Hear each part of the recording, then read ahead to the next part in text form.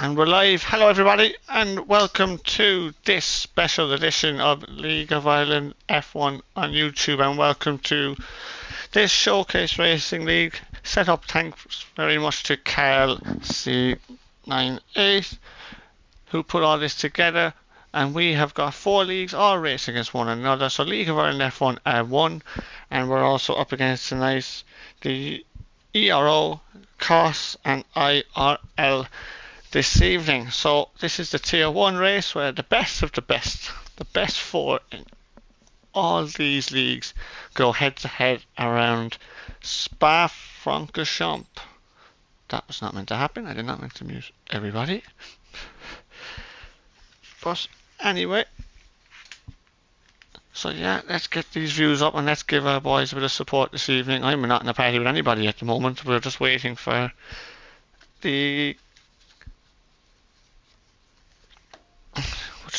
COS to join. We're missing one driver, an Alpine driver at the moment, and he is in, and we don't have a COS commentator at the moment, but he will join us very, very shortly. The stream for some reason is not on Discord, but it is definitely here because I can see it on YouTube. We've got 3 watching at the moment. Hello everybody.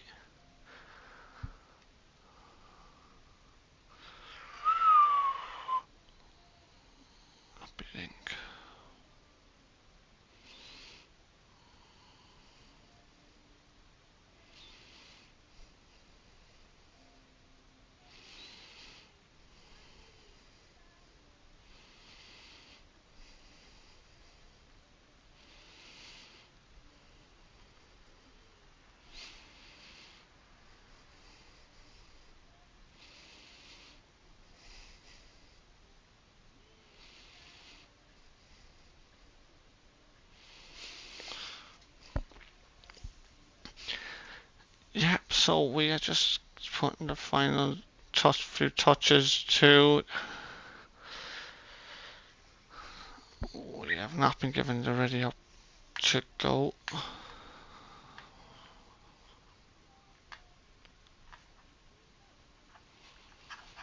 Okay.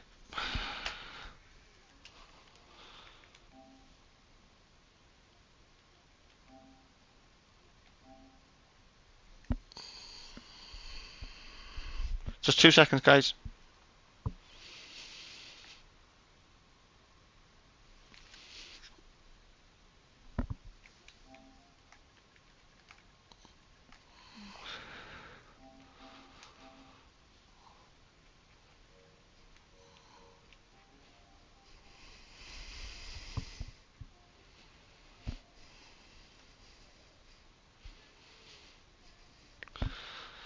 Yep, so as you can see, everybody, it is a full quality, and we have dynamic weather on for qualifying. First, I want to say congratulations yesterday to Spider-Man and Sanko. Very, very, very well done to the lead boys yesterday, and hopefully, boys this evening will take us to another level. So I'm about to join another party with ERO, so I'll talk to you there in 1 second.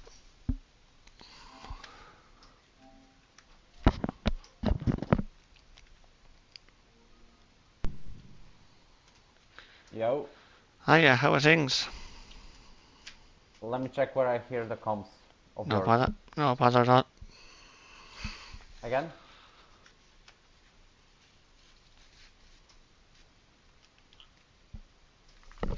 Are you here basically?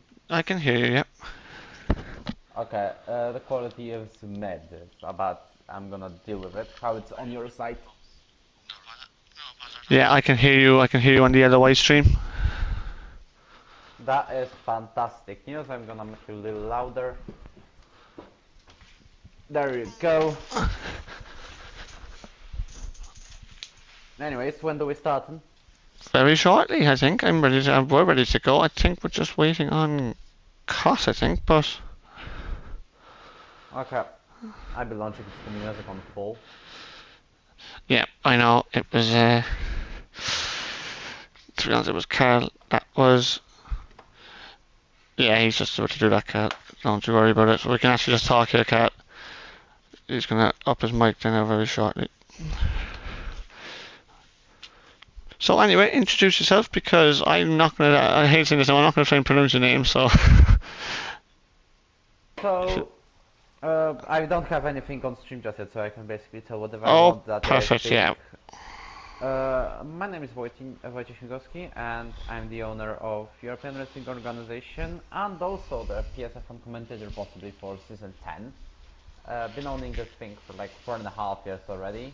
We've gone from 1 tier to around 9, maybe even 10 this season on on actually all platforms in all fairness. And we've decided to take part on this event to get to see some other leagues as well. And because we've been invited, so that's kind of logical. Excellent, excellent stuff. Well, for people, your stream is up as well, isn't it? It is, yes. So for people who don't know, I'm one of the League of Ireland owners. I'm Colin B. So Colin will be my name for this commentary. And yeah, I've been an owner for the league for about the past 5 or 6 seasons in LOI. And we're going to be starting season 12 very shortly. Actually, next week we're starting season 12 in League of Ireland F1, so that should be very, very exciting for us. And let's see how we're all going to get on with the new game. I'm not very good at it at the moment, but that is a big reason why I'm in the commentary box and here and not racing tonight because I'm not very good at it. So yeah, we're ready to go. Yeah, Carl, we're ready to go, mate. We're ready to go. Let's go. Yep, I'll be turning on ourselves once I'm in game because Excellent. I've got all this cool stuff that you can watch on the ERO perspective, which basically deems the entire season 10. It's like a theme of it. And I gotta say, it's bloody crazy. I know.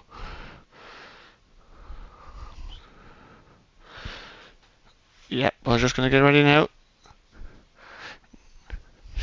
Dan, I don't think so, mate, honestly. Yeah, we're going to have the COS commentator joining us in this party as well. So just 2 seconds, guys. We're not going to miss anything. Just going to invite the COS commentator here as well, if that's okay with you. Yep, it's fine. Yeah. As long as we don't shout at each other, then it's fine. Oh, we won't be shouting. There'll be no shouting. Don't worry about it. So, And I believe I should just start speaking on my own thing. And turn on the microphone. I'm doing it. okay. So there will be a short introduction on my own.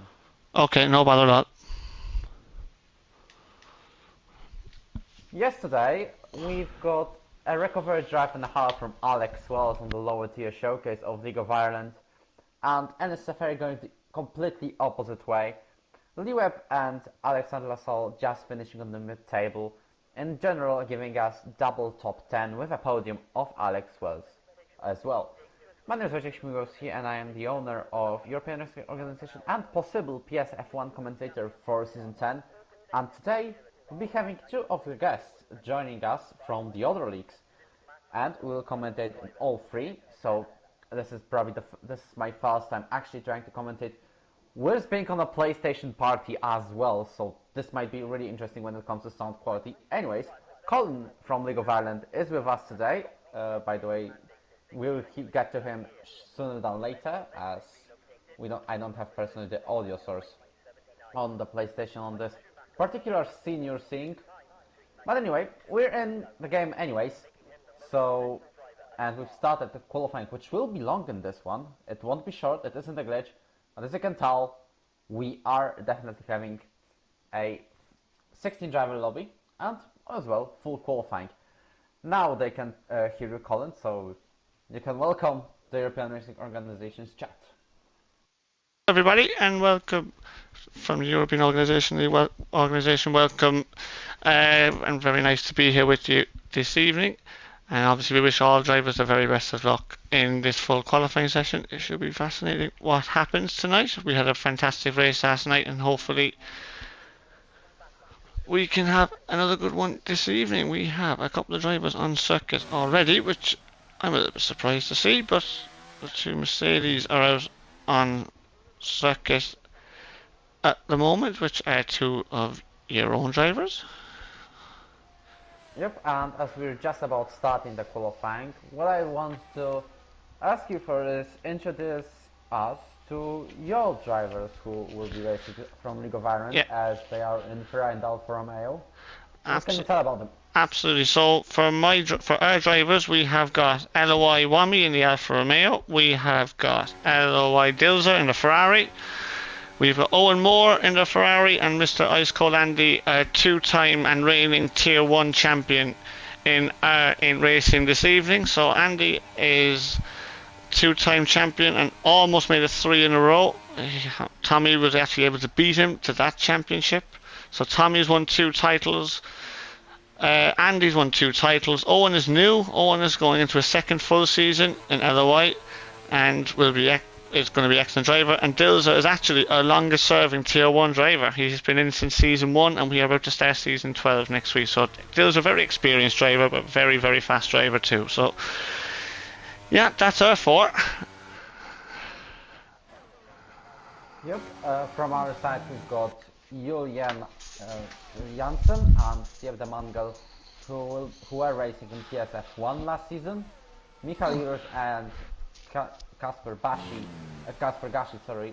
joining them in the Aston Martin, both Mercedes levels. Actually, the Mangel's got a guaranteed seat for season 10. Unfortunately, he won't be racing this season, hopefully the next one, the season 11.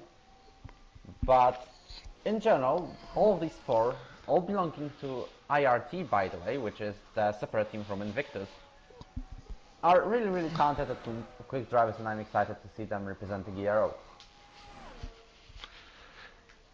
Excellent stuff. Excellent. So we have one of your IRT lads, IRT Sabe on the lap. I hope I'm pronouncing that correctly. I'm sorry now if I don't, but he's going through sector 2 there now.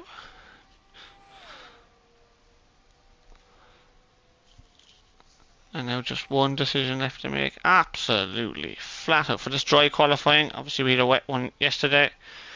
Flat out Blanchimont. Down to the bus stop chicane. Oh, he had a little bit of locked up rears a little bit and had just cut over the corner the first part of the bus stop, so he was unlucky there. And a 44.8 banker lap time. Cap has already got 43.4, placed him in provisional pole position. And basically we've got only one driver who will be out of the qualifying on the next 13.5 minutes. So there isn't a lot of room to actually get knocked out of this session. I'm having to wait half an hour for the race to start. Absolutely, absolutely. Well, so far, anyway, we've 13 on track and 3 of our LOI drivers are still in the pitch, which is interesting, I have to say. So we'll go with Fruitful, man boy with him in the middle sector. 14.1 after 2 sectors. Red Bull's just in front of him. Will probably end up getting out of his way, which they do. Well, one of them does anyway. Also, if anyone can let me know on the chat in the meantime of the ERO stream if the sound quality is alright, because I see a little bit of inaccuracies, but I believe it should be just fine as Fruitful crosses the line second place, just 41 milliseconds behind Julian Janssen on the second place right now. Alpha Tauri, no.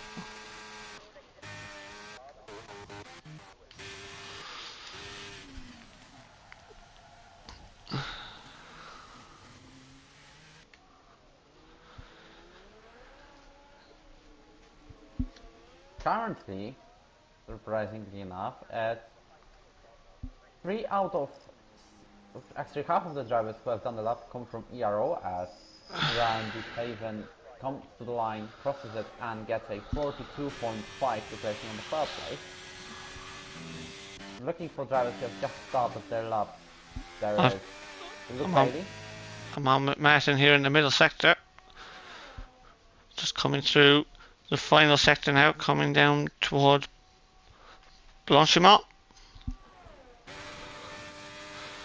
What's going on, board shot? Yeah, he's absolutely flattered. It is so easily flattered. Nobody on the medium tyres, interestingly, so far at the moment. Usually one or two people might go on the mediums for Q1, but oh, we've an issue then like and a 43.3 for the Alpine driver.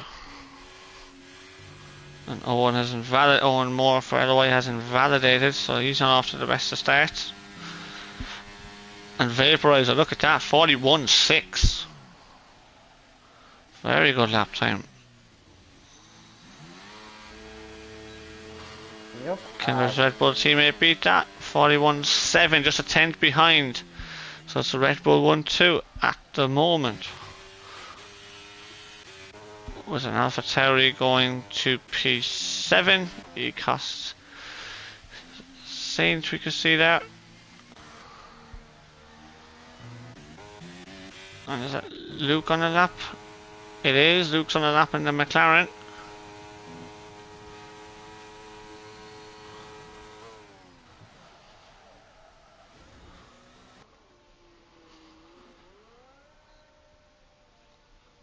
Coming out to the line. Shortest run to the line is to the right hand side and P7, 42.7.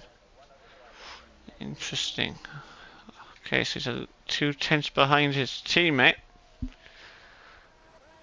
Obviously a long, long way to go. Basically, I see that there is groups of drivers within a really close gap. You can tell there's around a tenth of a second separating both Red Bull drivers. Then we've got Julian and Fruitful. They really close to each other, bit of a gap. Ryan, bit of a gap again, and we've got 3 drivers within a tenth, or just over a tenth.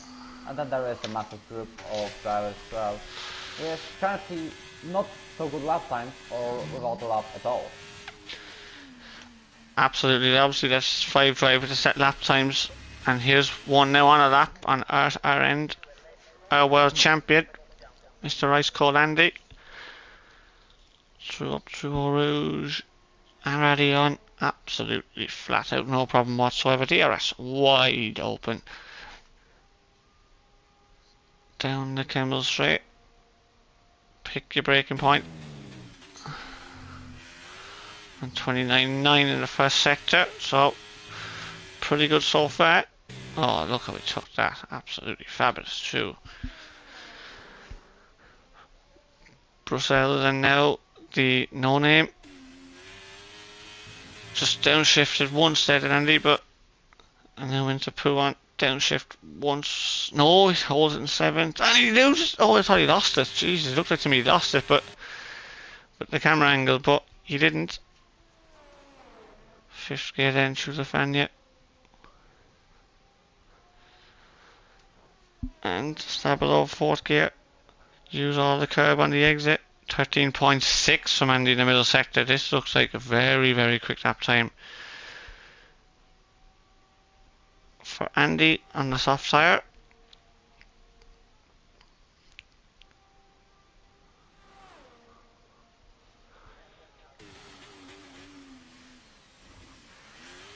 Makes the apex very nice. It's a very nice lap actually, this from Andy. First LOI time on the board is a 41.8, so he's a tenth behind the Bama in the other Red Bull. What about LOI Wami? What about Tommy? What can he do?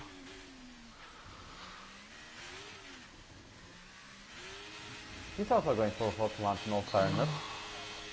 And 42.3 goes P4. So as you said, there was a gap between the top 3 and the rest of the field. What about Dills at 13.9 in the middle sector? So this looks like also going to be a pretty competitive lap time.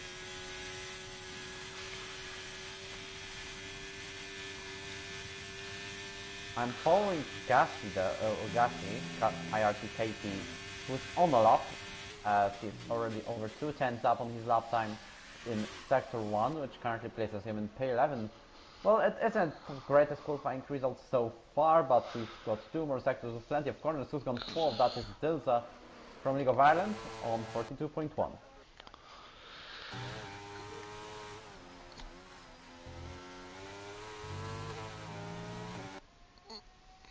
He's half a second up on his lap time, placing him currently on 42th, but There's still bus stop chicane to go, which you may gain a lot of time in, and we'll see if Gavi is capable of that. I think he is though, as he's 100%. really pushing throughout these corners. I believe all of the League of Ireland drivers are on the in laps as Gavi crosses the line to 42s, 42.8, placing himself on 12 ahead of Martin.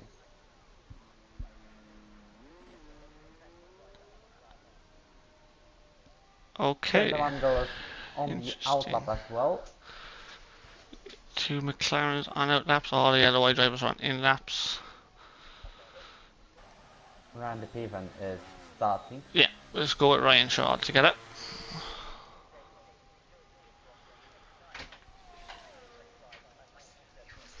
Currently 42.5 on his lap time, on his result, as he's currently 8th on the grid. Remember, we've still got 2 more qualifying sessions, but that is currently safe and sound for him in terms of qualifying to the second part of this session. Going through ERO Radi on really dynamic, full throttle throughout the entire section. DRS wide open on the non-inch straight. As a fun fact, the Camel is that little right-hander before the DRS, as he's currently 10th up on his lap time, placing him still on 8th. However, we've still got 2 more sectors to go. We could see, for example, Kaplan Gashi, who's actually Kaplan, not Kasper, sorry for that inconvenience, who's later gone like 17th up and got himself to 42.8. So this process has got plenty of track to go, and there's like 4 kilometers left as Ryan is going really smoothly throughout these corners. I don't think this is a pole position lap time just yet, but he's going really quick throughout all of these corners. Too on now. Great exit, 7th gear, almost full throttle throughout the entire section. Stable as we're joining with the right and left hander. 5th gear, full throttle almost. 6th gear into the other right hander as he's now going flat out with invalidation. However, it was half a second up, which would place him on 4th at the moment at least. Oh, that could be a very costly validation actually. Mightn't be too bad in the end. Like, it depends what the cut-off time is going to be. We don't really have any information what the cut-off time is going to be. Oh, as Michael in the Aston Martin just had a little bit of a laggy moment there. I don't know if that's something to keep an eye on later. Luke Bailey, I'm sorry to interrupt you, but he's almost half a second up his lap time, getting himself promoted Oh, 5, Luke, 3 yep. or 4 places potentially now, but he's still got bus stop to go. This is a very important, actually crucial corner out of all of these that are around Spa-Francorchamps. The last one, you mess it up or you don't, and you get a perfect lap time. This is one of the types of the corners. You can see clipping the curb twice. Now, not really clipping the last curb on the exit. However, he's crossing the line with a 42.4, just about beating his old teammate to get the 8th place.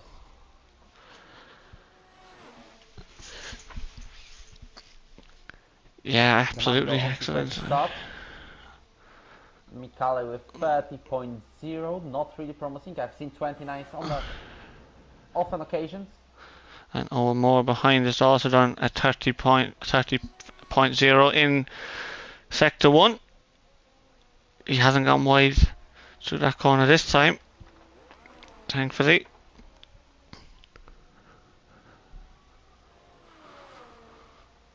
He's got little bit of fuel left. I think he might have even less than lap remaining. However, this may allow him to have a lighter car, which will allow him as well to get better lap time in because of the higher top speed, because of the light weight of his car. As his car's a little bit lighter Oh, right Owen's now. invalidated again. Oh, he's only going to have one more chance now. Owen, has he got the fuel for it? Mikale is 1 point. going to finish this one.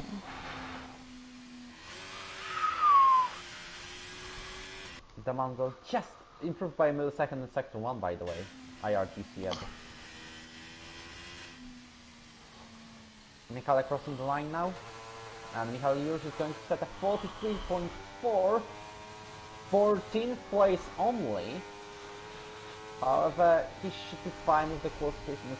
Remind you that only one driver will get knocked out in the qualifying, and that might be Owen Moore. Could be Owen Moore, yeah. I think he's in a bit of trouble here. Owen's got one last attempt, and he's pretty tight on fuel as well. As the Mercedes gets a little bit out of Mercedes gets a little bit out of shape in the bus stop, but he still goes 14th with that lap. But now we have to go with Owen here. For comparison, Mikhail has got 30.0 into sector 1.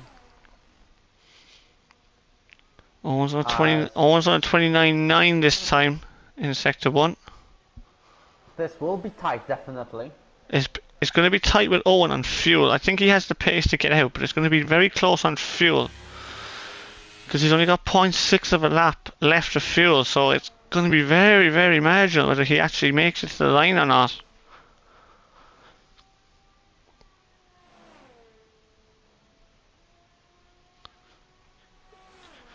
He's on a decent lap here so far, to be fair to Owen. With the throttle application, now going down to 4th on the next chicane. Now into the actual Stavros. And we see, I don't remember Mikhail's time too, but 13.8 still, I believe that is definitely a good time. It's gonna be his fuel. His fuel's gonna be his issue here. He hasn't got much fuel left. How much exactly I cannot tell. It's 0.01 it's on now, so let's see what happens through the final corner. This might be a disaster for Eon. It's not. He's going to complete this. He's okay, he got out. He's wow. P5 42.3 and he ran out of fuel just as he was coming to the line. And Mikhail is going slowly, so he is going to be the driver that is eliminated in Q1, and everyone else is now safe.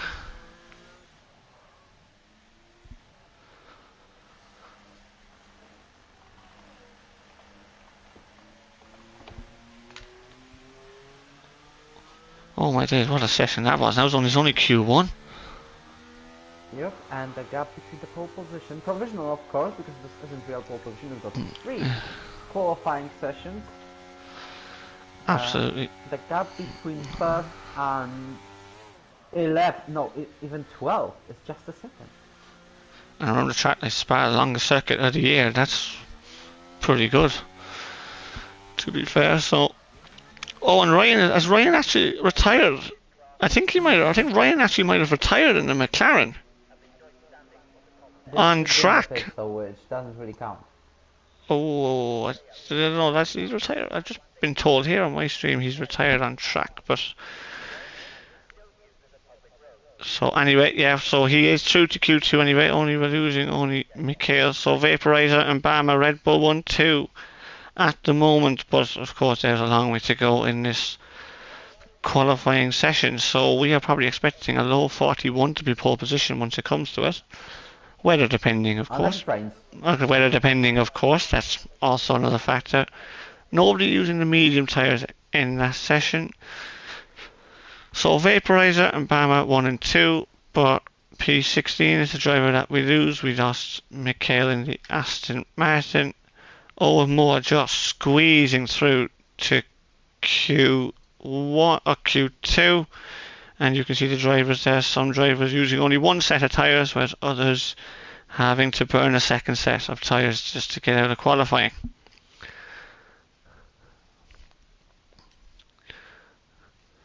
Well, let's see if there were how many validations there were. Actually, half of them belong to Owen Moore, yeah. Owen pushes the boundaries, alright, I have to say.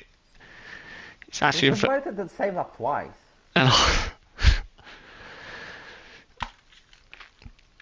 Yeah, Owen's now is a little bit on his back foot now, though, because he's after putting 2 laps into each of his first 2 sets of tyres. Oh, hang on a second. That's why we weren't seeing anybody on the median compound tyre. It is weird. Oh my days, and it's already into us. It's going to be intermediates then, guys. Oh, we're in for a nice old session here. Ryan having a look at the soft tyres, but it doesn't look like soft tyres to me, I have to say. Yep, Ryan, Bama, and Kind are the brave ones. And we'll see if they're actually brave or just bold. Absolutely. One of the Red Bulls already gone out. TRS is disabled, so it is definitely not 6. And he's gone out on Bama's slicks still gone actually. on slicks, Bama's by the still way. gone out. Yeah, he's still gone out. But I think, yeah, so, yeah, we're just saying that now, chat about Owens have to get it. So basically, I was just going to make the point saying cars using 2 sets of tyres. Okay, we're just going to, in just 2 seconds, everybody, on the League of Ireland stream, we're just going to invite the COS commentator here now, and we're just going to see. Using this time to, by the way, say that we've got the contest of speed commentators. Polling Yes, just set. they also want to join this party if that is okay. Oh, if it's absolutely okay, just need to know who exactly is commentating for them. I think it's I think it's who is it, Carl? Sorry, no, just getting it into me here now. It is, once I get the name up here now. Brilliant as It is Death Storm, I believe it is. So I'm watching Bama on his soft tires, and I'm watching him if he can actually keep his car on the track. He's a lot slower than the guy ahead of him though, but he's on soft as well. We should be watching from the Mongols' perspective though, as this man is on inters, and we'll see the difference in the pace between these sets of tires. I remember, for example, as you might have something in exchange being called. Oh, come on, Steve, don't go off track. Anyway, thing is, you can tell the stories from League of Ireland as well in the meantime, but I'll start with my own. As we could see the changing conditions right now in here in Spa-Francorchamps, the League of Ireland event. And this reminds me of PSF Season 6 Brazilian Grand Prix, where the basically weather conditions went the same from dry to intermediate in like a lap during the safety car conditions, which personally I can tell it was a success for me because I put it early enough, and with wing damage though on F1 2021, where if you got wing damage it was a very bad situation for you, even if it was the most minor one of all times. But I still got second, and I was racing like nibs at that time. Have you got any interesting stories relating to changing weather conditions in your race? from my race as well, I have to say I'm in tier one myself in LOI in League of Ireland, but I'm probably one of the worst in the wet actually. But one of the ones I had actually was around Spa. It was changeable conditions, but it was actually the other way around. It was inters first, and then onto slicks. And basically, the intermediates I was so slow, and I got a very lucky safety car, and was managed to be able to come through the field and get a podium after penalties, which was always handy. And it was actually similar in Austria actually last season as well. We had a race like that, started on slicks, everybody started on the hard tyre because we knew it was going to rain at some stage but didn't know exactly when. And yeah, I managed to sneak a podium out of it, so that was handy for me. That's the best I've ever done in LOI, I have to say. I've never won a race in LOI, and I'm not anywhere close to winning to winning one anytime soon. But that is that. I'm, to be honest, though, in LOI, and the lads we have here, Tommy's a very, very good driver in the wet, and so is Andy. They win a lot of races in the. Every time it's wet, they tend to win a lot of races. So they're much better than me anyway. I can tell you that much for certain. Anyway, here comes a lap IRL. time. 54 flat. A 51 4 for Vaporizer. So The gaps are going to be huge now. Not like we've seen in the oh, Q1 as the Mongols having a moment again. yeah. It reminded me of Alex LaSalle in the lower tier showcase yesterday, who during the race when it was already into, got locked up so massively that he's basically gone sliding on the bus stop at once.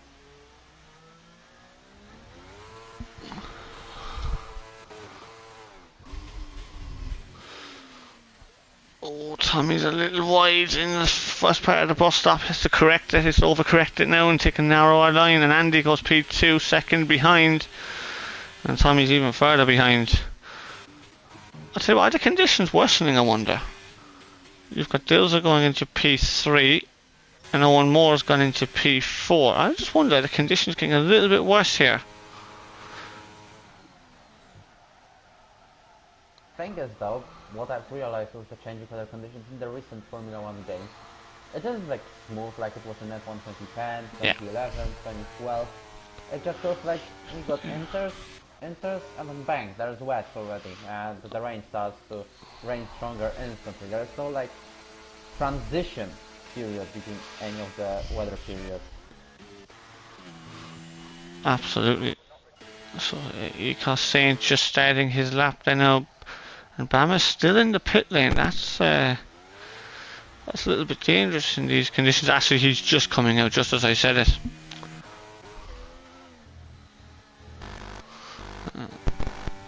Julian is saving his battery, I want to say. Could be wrong though. No, Julian's on a lap actually, yeah. So we'll go with Julian in the Mercedes in a 22.6 middle sector. As I've been confirmed by Michał Jurusz, the only driver who's been knocked out in Q1, the race is going to be dry all the way long, and it's not going to dry during the qualifying, so Spa strikes again. Absolutely. Wouldn't be surprised if it suddenly rained though. Oh, you can't rule anything out in Spa. Absolutely anything could happen in Spa. We all know that. Anyone watching real F1 all knows that too. P7 for Julian then on his first lap of intermediates. This would be actually the first time when, for example, the race is predicted to be dry, then it suddenly turns wet, or actually starts wet when it's supposed to be dry, and I wouldn't call this a glitch. I would just call this full Spa. Oh, this is Spa for you. Oh, absolutely. Spa can do anything.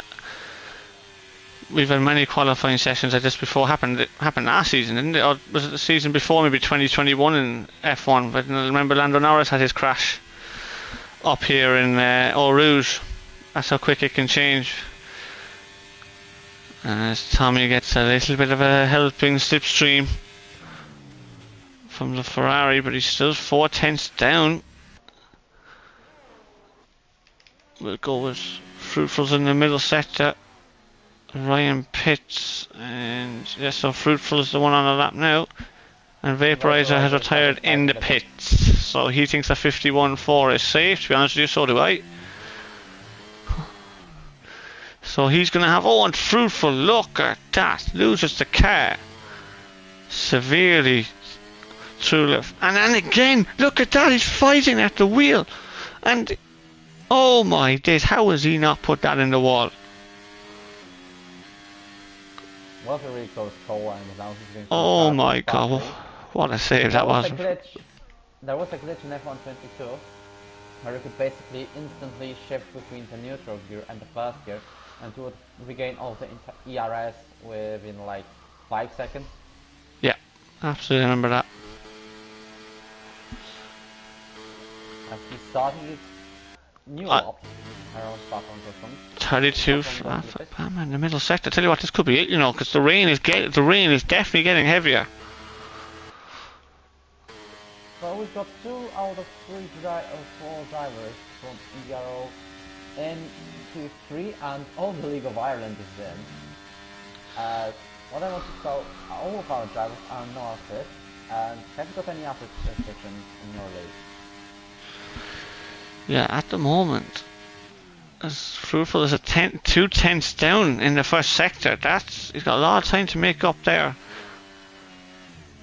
Oh, it's soaking. Look at that. It is absolutely just puddle. It looks like there's a lot of puddles. It looks like full wets to me, I have to say. Oh. You know, I was muted the entire time on my own stream. Saint has a spin in the final corner and he pits. I wonder, can they show they can't improve? They can't do. And look at that then. P10 and P11 have set the exact same lap time. Look at that. Oh, and Bama improves on the intermediate. 55.3 for him. So he gets out of... Looks like he might survive. Fruitful doesn't lose the cars badly this time.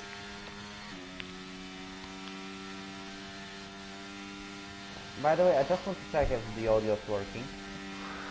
Yeah, is the audio good on our end, guys? Yep, so should be right. I was asking for assist restrictions in the League of Ireland as all of our ERO and IRT drivers from the IRT team, which are racing in ERO as well. I was also going to ask if you've got any assist restrictions in League of Ireland, that our drivers have got no assist at all. That includes line. And the assists that we run, I think, yeah, so we make every assist available throughout all our tiers. We make the same rules for every single tier, is what we do.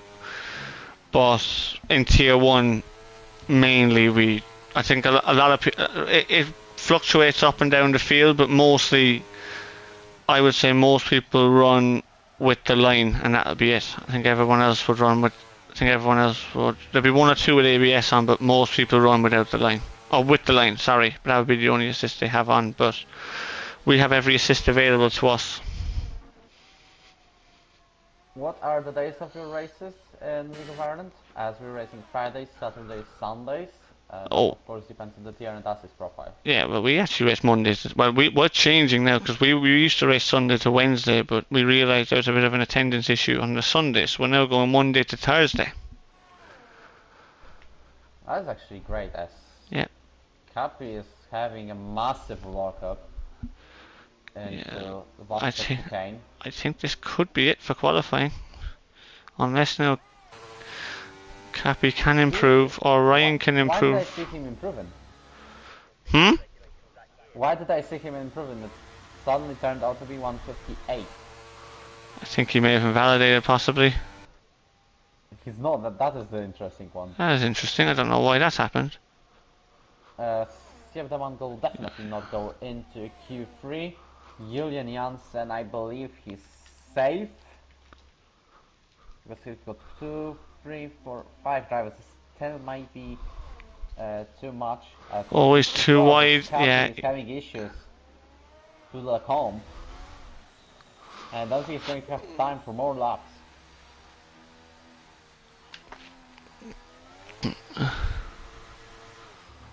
Yeah, he got an invalidation for that lap.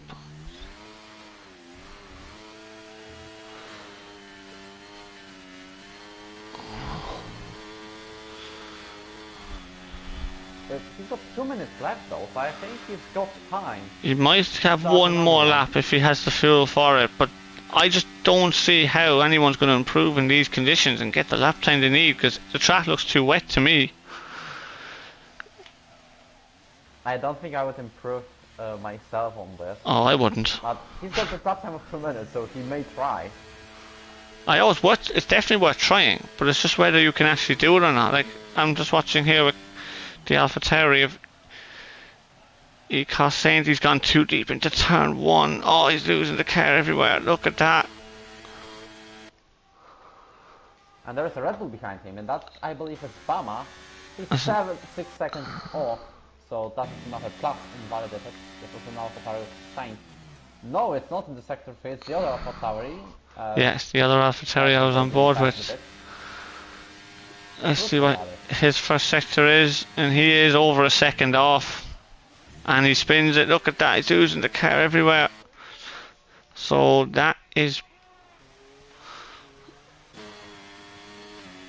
This has now retired yet. Majority of the top... 7 of the top 8 have now retired. They don't think anyone's improving here.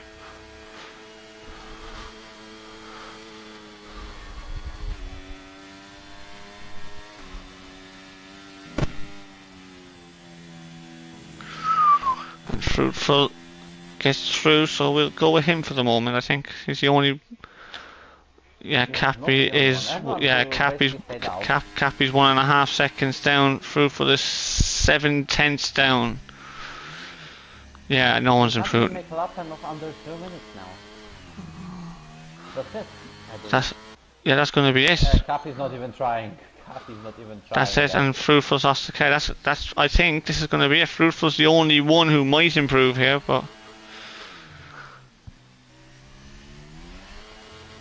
Yeah, especially due to the fact that his lap is over 2 minutes regardless. Cappy's not even trying, so he's knocked out. We've only got one driver left in the first qualifying session. And there's Fruitful. League of Ireland because we've got all of them. Oh, 4 in Q3. Well done, guys. congratulations to them. But of course, qualifying is one thing, the race is another. So there was obviously good grid position for the LOI for this one again, same as yesterday. But as we know around Spa, absolutely anything could happen. So we've got two from COS. So what have we got? We've got two from COS. Two from Invictus and one from, actually three from Invictus and one. Three from IRL, one from ERO and four from LOI in Q3 as Fruitful has invalidated his lap. And don't really blame Sieb for this kind of play, yeah. because he's out of his prime because he switched equipment. Yeah. Told on his Twitter already, so I can tell that regardless. Went from pad to the Fanatec wheel right now.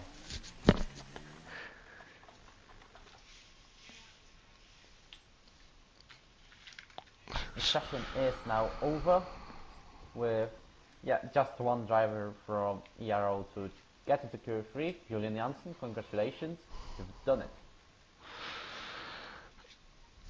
Absolutely, and from our stream, our four boys are still in, so well done to you guys.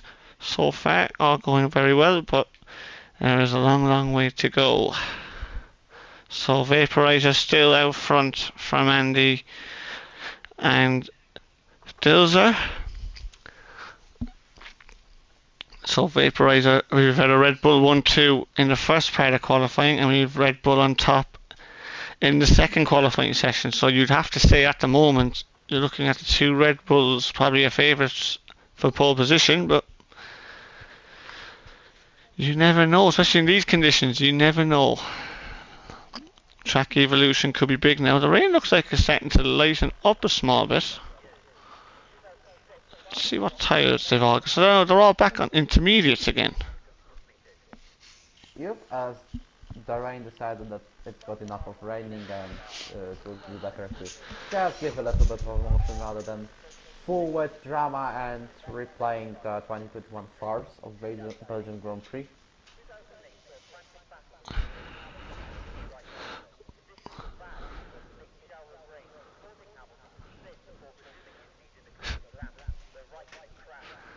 Nice one, Spider.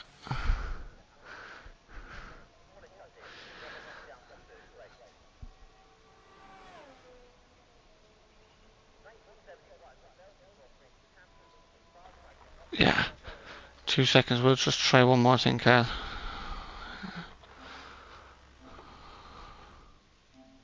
Julian is already out on the lap, but he's not the first one to start it, as IRL is racing, is already the first one on track.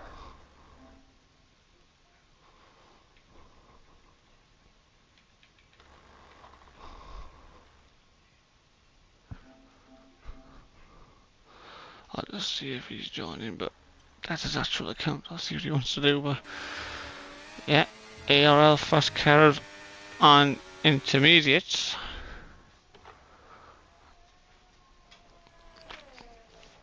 Oh, look at that, really exploring the track limits.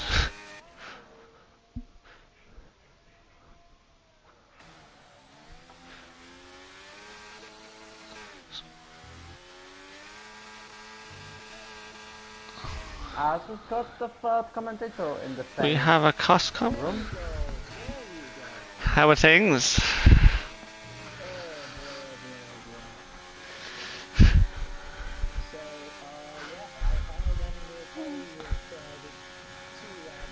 Absolutely.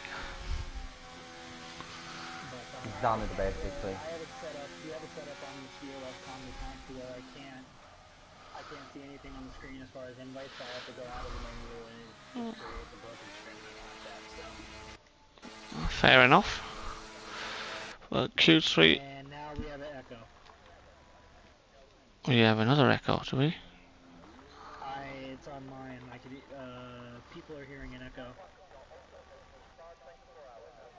on the COS Twitch chat. Okay.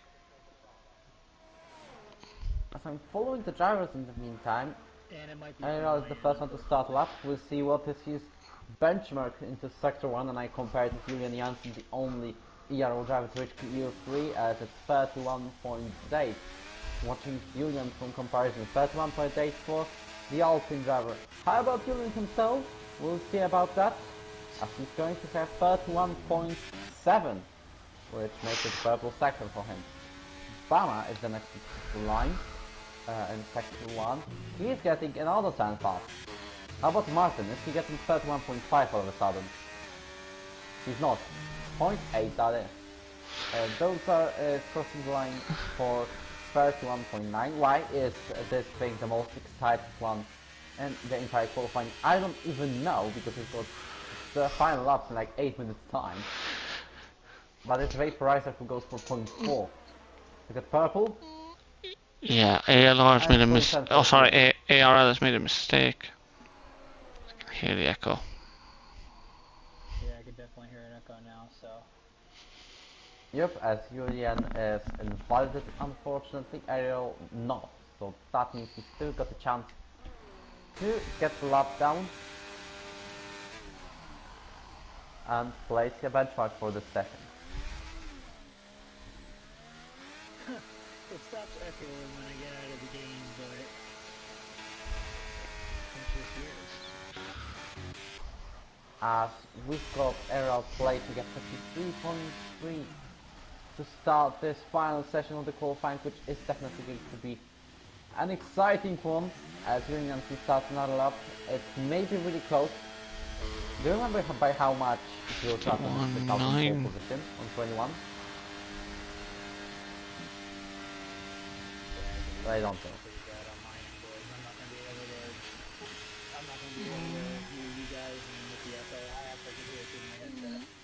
Okay. It might be That's fine. related to it, because it might be some. So I do apologize, boys, but it looks like I'm probably going to be coming it alone here. No bother. Alright, well, have a good one. Good luck. We'll see. We'll see. Best of luck. See ya.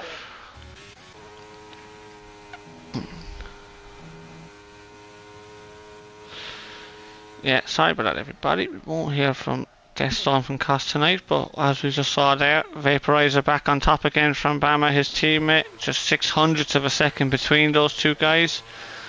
Luke does a 53.4. What am I saying? 45 for Andy's fourth. No, he's not, because Tommy has now gone into P4. ARL now 4 tenths up. We'll go with him now in the Alpine. Yeah, he lost the car in the hairpin in the middle sector. Julian's approaching the final sector, by the way. He's the only one to yet make a lap. The gaps are huge, though you can tell. We've got 2 drivers on 51. Of course, there are Red Bulls. 2 drivers on 52s, League of Ireland, and then the rest on 23.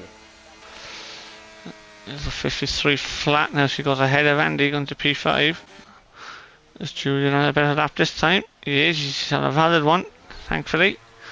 So what's laps can he set? It is a 52.3. He goes P3, 4 tenths down. What about Bam? And he goes a 51.4, ups the bar even higher. Deals a half second up. And 52.5 is a second down, unfortunately. Martin just started watching the Red Bull Vaporizer, I believe, is invalid. It's just starting another run. Oh, Vaporizer, mate. By the way, I cannot butcher this pronunciation anymore. Is Owen good? Owen's fine, yeah. Owen. Tommy 10th up to sector 2. That's kind of need to start thinking about, I think. And Andy half second up. But if they complete this lap, will they get around in time to complete one final attempt? Or are they fueled for the session? Let's see what Andy's going to do here now. Andy's fueled for the session, I think, as far as I can see. He goes P6. Tommy's pitted. I bet you that's because he wants a new set of inters for the last run. He's not sure whether he can make it around in time. So he wants a new set of inters for one final run.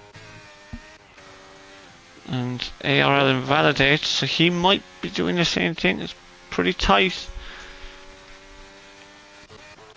I wonder if Julian will go to the pit.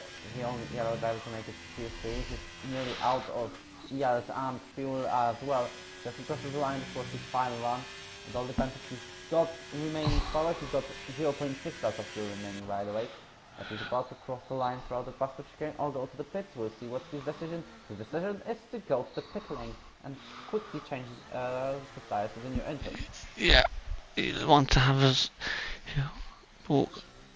You want to be quick, pretty quick doing this if you can, as vaporizer invalidates. So he'll probably come in the pits as well. Bama's already pitted. Martin pits. Dills pits. Oh, it's going to be a nightmare for the two Ferraris. You know what? Owen Moore might actually have a problem here, you know, because Dills has come in just in front of him as his teammate. He's got 3 minutes left, and the outlap takes around 2 minutes. Yeah, but Dills is just in front of him though. Look at this. He's going to slow Owen down. That is going to be massive trouble for the Ferrari driver if he wants to go higher than first, because third place is definitely possible for him, as he's just 6 milliseconds behind Julian on the lap time. Also, it's very close between the other pair of League of Ireland drivers. Those are Andy, 9 milliseconds of a gap. Yeah, absolutely. So it is important. Andy's actually fuel for the session, I can see here, I think. So Andy's trying to build up that overtake for one final attempt.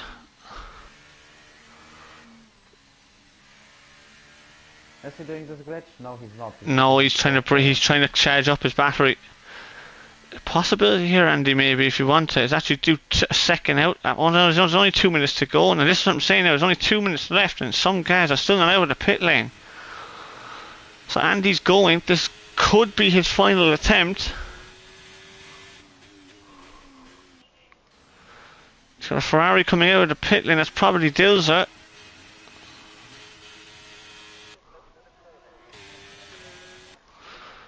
Yes, I'm saying Owen Moore's only just left the pit lane now. Owen Moore and Luke Bailey are not going to make it round. Yep, I believe there is no chance. Yeah, I think I think they may have made a little bit of a strategic error there. Owen will not make it in time, and he's 0.02 of a second down in sector 1 on his best. We have a Julian's after having a spin, I think, is he just seeing on the mini map here? Mercedes is. Yeah, but spin. He might be stuck on the curb. No, he's not, thankfully. Oh, he's broke his front wing. Look at that. Oh, so that's his session over. Unfortunately. Why on the outside though? How on earth does that happen? Unfortunately, we might even have a driver from ERO on fence. We're just seeing the mark markers today. Sorry. We just might have a team of back markers today. Is this something? And Andy's pulled out, so he's going to try one more attempt. Try and build up that battery again, but he doesn't have much time. So this is it, the final runs then.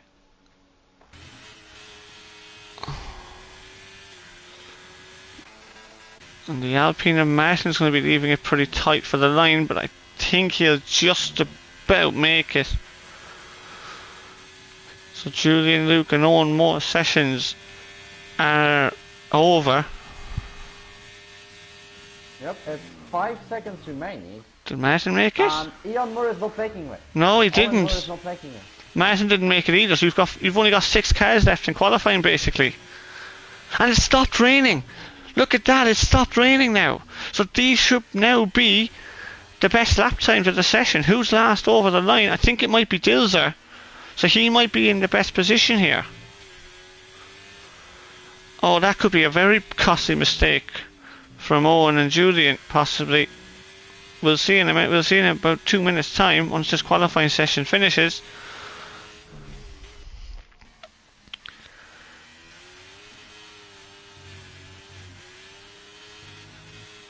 I am looking for the drivers who are just about to end their lap. It looks like it's going to be Tommy. And Tommy's 9/10 up. Here we go, look at that. It's 41 as well. This is what I'm saying. The two lads, Dilzer and Andy, are the last two cars on track. So they're the two that could set the lap time. So the two Red Bulls will set the pace out front, and it'll be up to Dilzer and Andy to beat them. That's going to be that's what it's come down to, really. Here comes Tommy. Can he set some sort of banker lap time for the Red Bulls to chase? It's a 41.4 for Tommy, but Bam is 6/10 up on his lap at the moment. As ARL goes 4th, Bama takes it back 50.5. What about Vaporizer? He's over he's nearly 1.5 seconds up. So I think Vaporizer's favourite for pole position. The 50.1. Andy's coming now, and Dilzer. They won't beat him. Andy's 3rd, and Dilzer replaces him in P3. So it's a 3-4-5 for LOI, but it's a Red Bull front row lockout. It is a Red Bull front row lockout, and there is some gap out front, to be fair. Vaporizer and Bama taking the front row by nearly 8 or 9 tenths. My God, that was an exciting qualifying. Although a big gap between Vaporizer and Bama, then we've got 3 drivers from League of Ireland on 3rd to 5th. ARL is 6th. Our only driver is on 7th, Julian Janssen. Then we've got Ian Murph, Luke Bailey and Martin, who are rounding up the top 10. And we still will have a dry start, so drivers will be able to pick up any tires, especially considering the fact that the regulations have been changed since the 2021 season. Absolutely, and everyone has got fresher tyres, which is good as well. So only Q1 was dry, so everybody should have a brand new set of the mediums and the hards, and people with a new sets of soft tyres as well. So we might see a complete mixture strategy here, which would be very, very interesting indeed. So LOI, give us your predictions in the chat, something we always do every race. You give us your top 3 and who you think will be the best LOI place driver. Same question for us, but for ERO driver on the chat. Yeah. Basically translate LOI to ERO and you get it. Yeah, that's it. So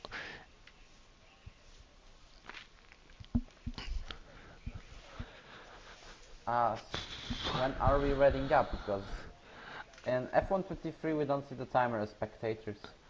oh, this is actually my first race on commentary in this game because we haven't started yet. So I think we will see it. We will see it pretty soon, I think. But to be fair, at the highest level we do in LOI anyway, we give our drivers time to actually pick the setups and pick the fuel loads and everything, and obviously for this type of thing, because everybody has got new tyres, so interesting to see what ways they all go.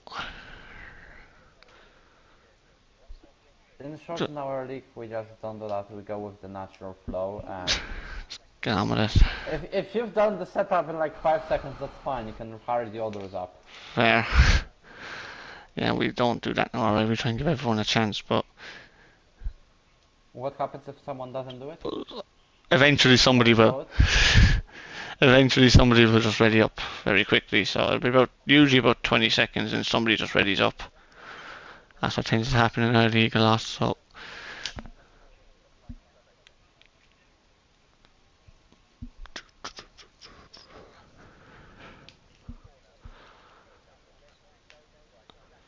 right, so LOI, what do the lads do? So knowing that our boys now, what they'll do, Andy is always one for starting on the hard tyre, and Dills is always one for starting on the mediums. He always tested in on the softer tyre, and starting on softs. No, he's not anymore. Yeah, he is. We'll see now what they all decide to do. We just have it here now. So Tommy is one who could go either way. You never know with Tommy what way he'll go, and no one's gonna have a bit interesting. I can hear a countdown in my ear, lads, and him, Carl. So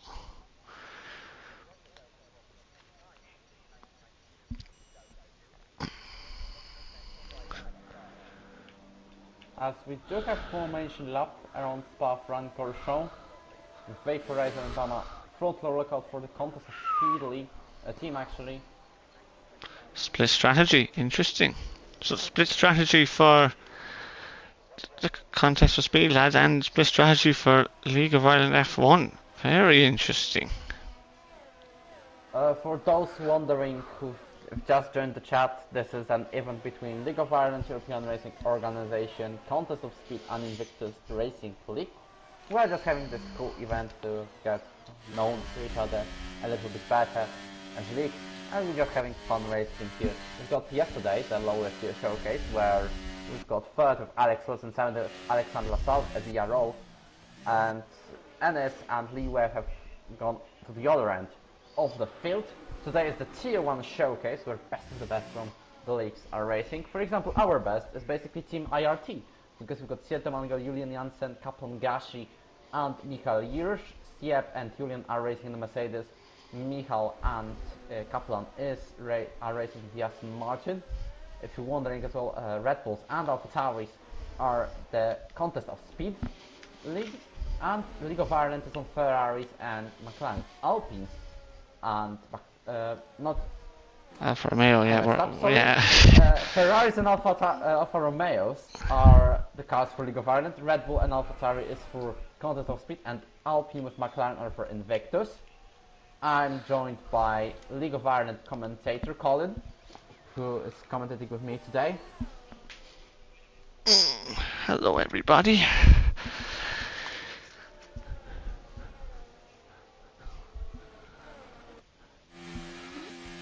We are out front, kind of a slow formation that we're having here.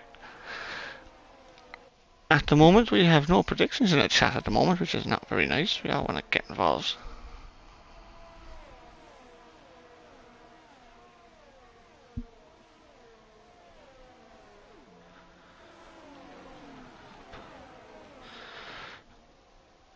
Well, this might be quite a hectic start with all the strategies. I believe Andy may lose a couple of places, same as Bama. And Owen Moore will definitely go for it and may either gain a couple of places or lose them. Because this is what happens to the soft runners at the start. Absolutely. Well, we had a few people starting on the soft tyre yesterday, so we kind of have a little bit of information about that, but anyway, we are getting ready. We're lining up now on the back of the grid. McLaren and Aston Martin. Ryan and Mikhail getting ready. So here we go then. We have five red lights. We've got also the best camera shots of all time on my perspective. And let's go. We're underway in Spa. Good start from the two lads on the front row. Dales is defending from Andy more than anything. And Julian's up the inside and he's ahead of Tommy early on. There's a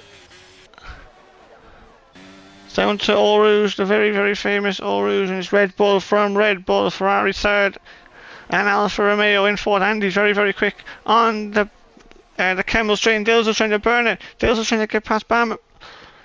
Bama is very quick in a straight line, and there's no way around the outside there, so it's still a Red Bull. 1, 2, so the top four stay in grid order. From Julian in fifth, a great start for him. Tommy down 1 to 6th, and ERO and Owen Moore going side by side into the hairpin, and Owen is through. Owen is through on the Alpine driver, which is an important overtake for Owen. Oh, there's a contact, meanwhile, at the back of the field. Ryan De Piven and Michal Jurich have clashed, and that made Aston Martin have the wing damage. He'll be forced to go to the pit. I believe he's going to let Siep de Mangers shortly, but Siep de Mangers also had wing damage, so this is not the greatest start for our drivers as well. And Owen Moore, Kaplan Gashi though, and Owen, 10, no wing damage. And Owen Moore has been let through by Tommy, so Tommy has let Owen through on the soft tyre. Julian's burning it now at the moment with Owen Moore right behind him. We have a yellow flag in the I believe Elmer, although I'm not having any telemetry regarding his throttle application, he's looking for a space. Oh, not very wide into the outside. They left each other the space though. Side by side to turn 1 for Julian Janssen and Owen Moore, and Julian has got the inside line. I believe he's going to get ahead on this one? Not quite so far. No, Owen's got the traction on the soft tyre and it's through. That was amazing between the Mercedes and the Ferrari. However, I believe Julian's not giving this one up. I think Ian Moore may look for a move for fourth or maybe even third place as Andy is overtaking Dilsa into the comp. Oh, Dilsa nearly runs into the back of him and Owen Moore got a little bit out of shape through the chicane and he's gone off 4 wheels off there, but is Julian going to send one back up the inside? Oh, Owen Moore nearly loses the car under braking and it's going to allow Tommy to have a run at Julian, who's going to be last to... Oh, and Tommy spins him. And that means Julian is spun and losing all of the places. We're getting a really unlucky start. Oh no. Unfortunately. Yeah, terrible start for ERO. Unfortunately for you guys, but long way to go there'll be, and Cappy already has a 3-second time penalty. So let's go out front to Red Bulls and Bama holding his own against Vaporizer. And Andy hasn't got much battery left to play with, unfortunately, and Dills has a little bit, but not as much as Andy. So what are they going to do? Are they going to let Owen through, or how are they all going to approach this now? Do you think, though, that the Red Bulls will be fighting each other, or will just keep this secured 1-2 without any fighting along? And Andy is actually losing the DRS, is he? Yeah, he did. So unfortunately Andy's lost the DRS to the front too. And I think Owen Moore's going to make another overtake here. And through he goes.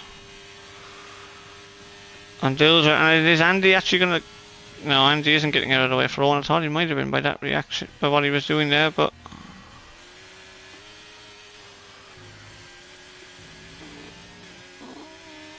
As I am looking at the back of the field, as this is where we've got ERO drivers, Steve the Mangle pushing on the soft tires. 50 changes, something he did recolor, possibly didn't say it because 17 seconds down, but he did change his front wing. Julian's got no wing damage, so I believe he may be catching up to the rest of the field soon than later. He's already a tenth down compared to like a corner ago.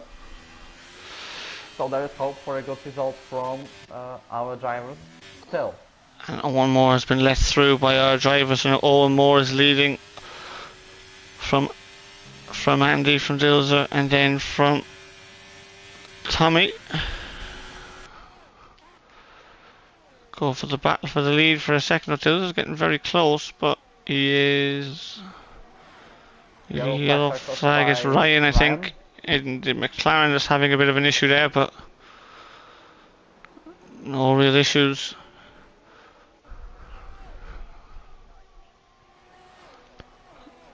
Two Red Bulls leading by over 2 seconds from Owen, so now we're going to have to really see what pace Owen has now. I'm watching our drivers though. Kaipi is the first one to already get a penalty in this.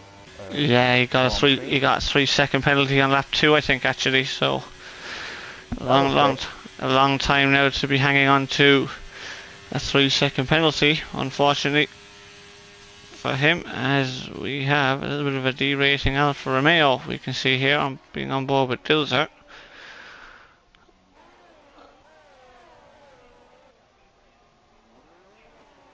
As Red Bulls are basically just gone away. There is a near sprint from IRL on the 8th place.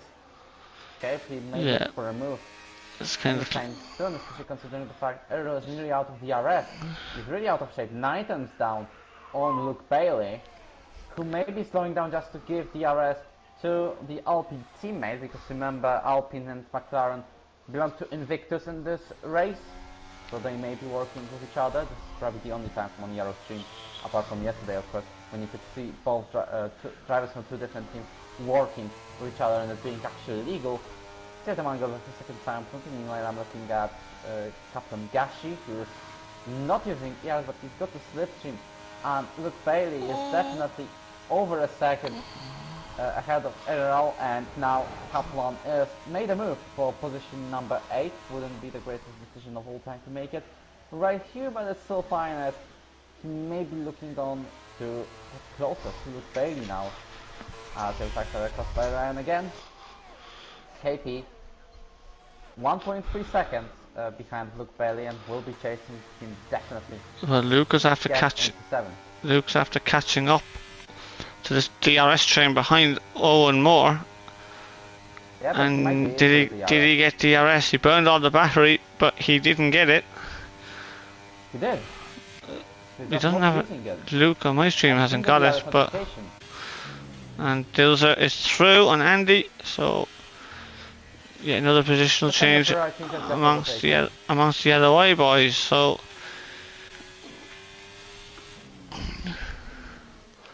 ERO was, by the way, close to overtaking captain. And Fruitful's on the back of him. Fruitful nearly went in too deep there into the hairpin, so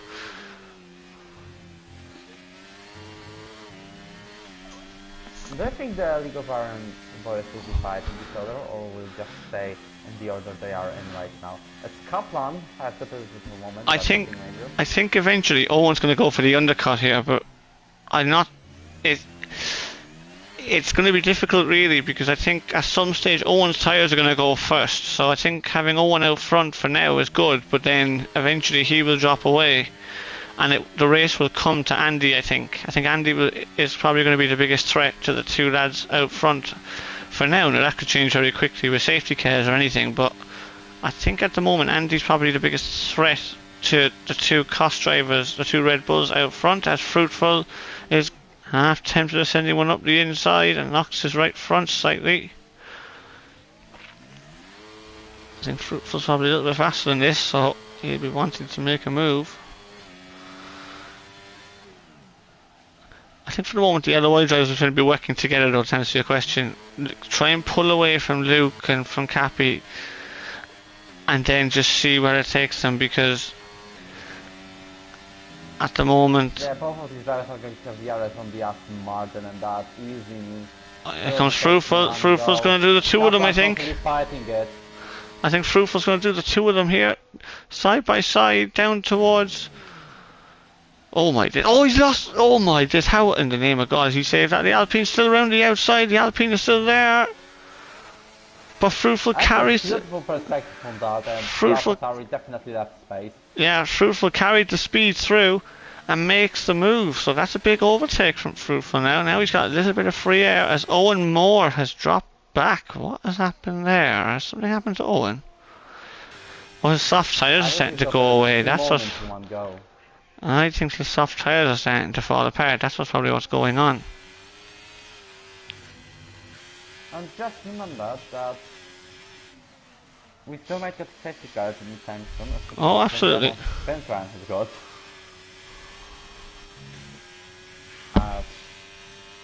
Katie is currently on DRS of ERO, and I will not be surprised if we will see Katie going 2 places up in one go, although he's exact second behind Fruitful, but he still got DRS of the Alpine driver, which will allow him to maybe even overtake Fruitful. He's 8 times behind Luke Bailey. Luke Bailey is also out of DRS. Oh, there's nearly a loss of a car from Kaplan Gashi.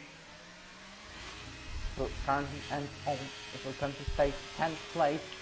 You can see that it's Martin, but he's also got a penalty. Julian is catching up though, 7.4 when we see him spun. And now he's 5.7, so he's slowly gaining the gap. Oh, the two Alfa Romeos, look at these. Tommy and Andy nearly crashing into each other there, but just about getting away with it. Apart from position change. Sorry? Probably nothing major has happened apart from the position change, but it should be really close in your reaction. Oh, hang on, his Vaporizer has a penalty. No, it was just close between the LOI drivers, that's all, but they were able to sort it out. Basically, they've been swapping positions left, right and centre at the moment, which is interesting, I have to say, but anyway. Vaporizer getting 3 seconds. He's really starting to get his foot down now, but he's getting his foot just corner cutting a little bit. too much, unfortunately, from his point of view. We have a yellow flag, and that's... Oh no, that is the man goes out of the Grand Prix. And as I said, there's a virtual safety car being deployed on the track, and my turn to actual Bernd Mailander joining us to lead the Grand Prix. I think Vaporizer stays out. If I were LOI, I'd definitely be pitting one of these cars at least. 100%. Which one would they pit? I'd pit Owen more personally. Yes, Owen's pitting. And Dilzer. Oh, the two Ferraris are going to be double stacking. And Another, didn't really think of it, didn't really slow down. And Luke Bailey pits as well. He could be in front of... Dilzer's on the hard tyre. I think Owen might lose out a little bit here. Yeah, he has. He's behind Luke now. Is Owen. So Owen has lost the position there to Luke, but they've had a... And Ryan gets a drive through under the VSC. So we're back underway again. He was the only one to get a drive through, and Andy was quicker on the VSC restart, and he's through on Tommy. Oh, and Owen has actually blasted straight past Luke Bailey. I think Owen just... Owen wasn't hanging around there, so Owen's got the move done. So realistically, he's actually lost no position. So, interesting strategy call there from the two Red Bulls. Both of them staying out.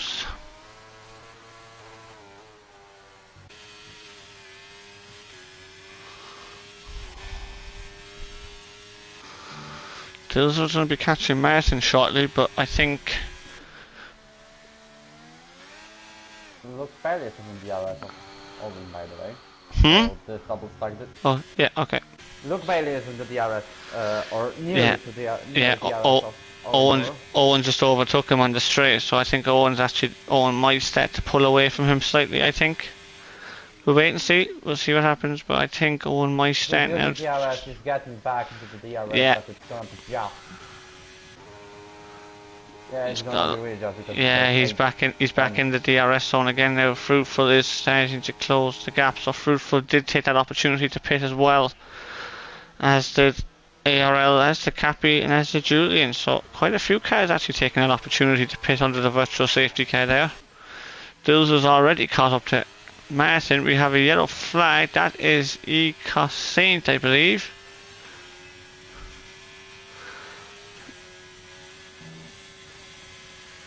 There's a yellow flag in Sector 3, but there's no one near Sector 1. And Dilzer is going to go through on Martin. Don't think Martin really fought that too hard, to be honest. He's kind of fighting the inevitable there, really. So Dilzer is through. So Dilzer at the moment is 18 seconds off the lead. How close will he be to the two Red Bulls once they make a pit stop, I wonder?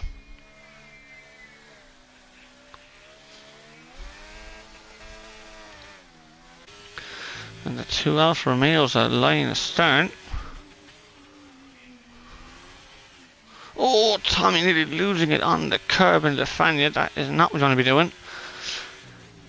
They've got a massive gap to Dilzer though, so I believe there is a chance these two drivers maybe having a little bit of fight, but they'll be letting time of that, unless Dilzer actually makes a decent job of blocking Martin, allowing the Alfa Romeos to save a little bit of time.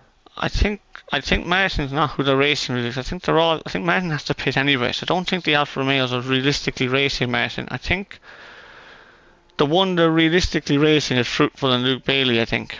And maybe ARL, I think, is who they're kind of looking at now at the moment.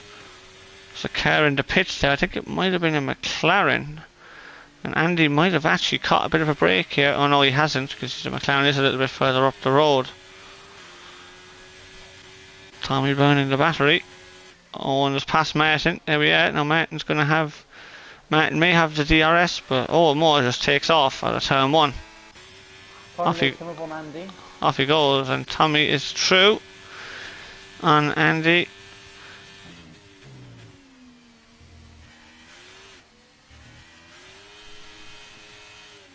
Yeah, Dills are starting to close that gap. 9.5 seconds now is the gap, and Owen's starting to close in on Dills are 2.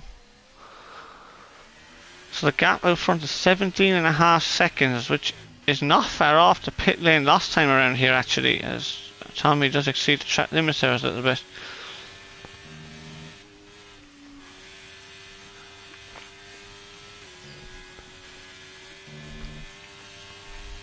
I've also got to comment that the IRL, the team driver, is the GOAT from Joseph Hearn from Invictus. So currently on the 10th place, safe captures from both sides, doesn't really have to worry, just drive for his 10th place, provisionally stands at maybe net 9, maybe P8, and feeling a position vitality. Multiple warnings as Luke Bailey makes a move on Martin. Martin's definitely in the tires now. Pitbull is right behind him, and this is really close between these two drivers for position number 8. Although Martin's on mediums, he wants to do a great job for his Alpine teammates in order to restore a bit of a gap, but it might be on shortly. As Fruitful goes down the inside, may have locked up a little bit there, definitely overshot the braking, but still got the job done. And Martin will not be getting any DRS. And Tommy is pitted, but he is quite a bit behind now. Look at that. Yeah, he's just in front of... Oh no, he's just behind ARL. Oh my... Oh, who nearly had contact. Tommy actually now will have the DRS open, I think. Up this straight, he will. And he should be past him here, and he is. So Tommy is by.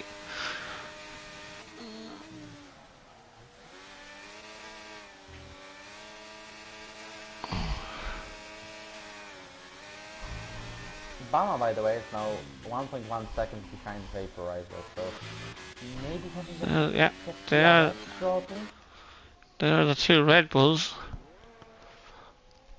I have to say, I think it's the moment Bama's favourite with that penalty that Vaporizer has.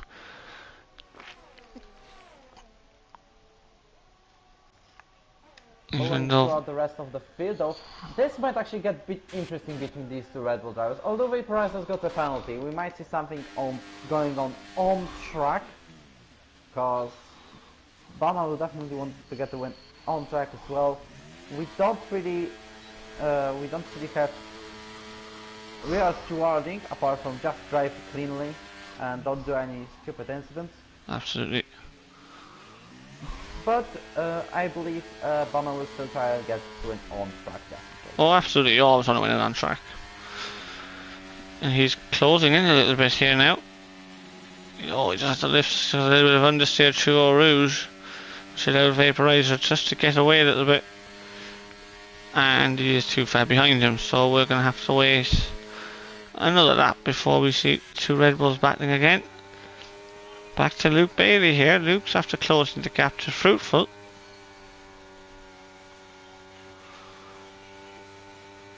And Bama's already using 410, so this might get interesting. Tommy's now making a... Tommy's going to be straight past... Yeah, Tommy's straight past Martin, and here comes ARL. ARL's going to go try and go around the outside. Tommy is aware of that and leaves him a room on the outside and cuts him off very nicely there. Yeah, so the two Red Bulls are just 4/10 apart in the second sector, as Owen Moore now is the next driver to pick up a 3-second time penalty. Fruitful right behind him, so... Yeah, just 4/10 as it stands right now. This could be really close.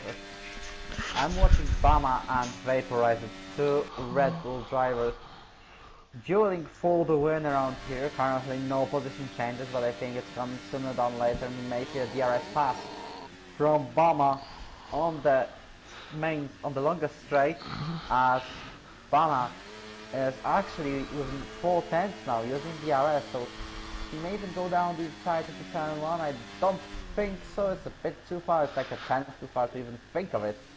No, he'll want the DRS down here now. He wants the DRS. The detection line is right here. I just crossed it, and now the Red Bull picks up the slipstream of Bama. Now he should be straight past him here. DRS open. And Vaporizer through doesn't he take any ERS, goes. so that's an easy overtake. It's a pretty straightforward overtake there from Bama, and he overtakes Vaporizer for the lead. Martin's defense was soft.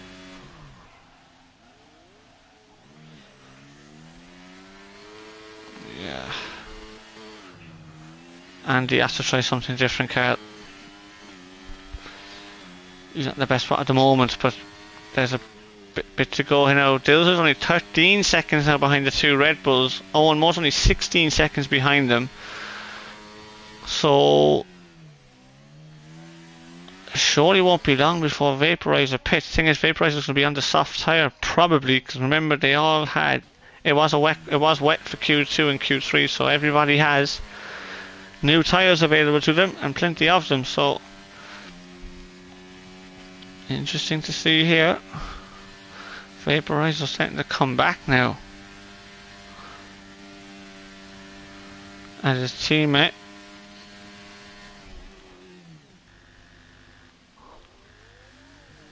and he pits. Yep, and this might be a change for soft tires as Martin has done. I think this will be. They may go to the line to soft.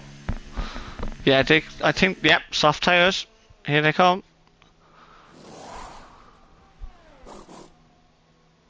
Really smooth change. So the two Ferraris will go by. Will Fruitful be able to go by him? I think so. Yeah, he's gonna be in a. Oh, he's got the inside line into turn one though. Let's see exactly where he comes out. And he loses the car a little bit, so he's right behind. And Luke Bailey's coming as well. Will Luke decide to overtake him? No, he doesn't.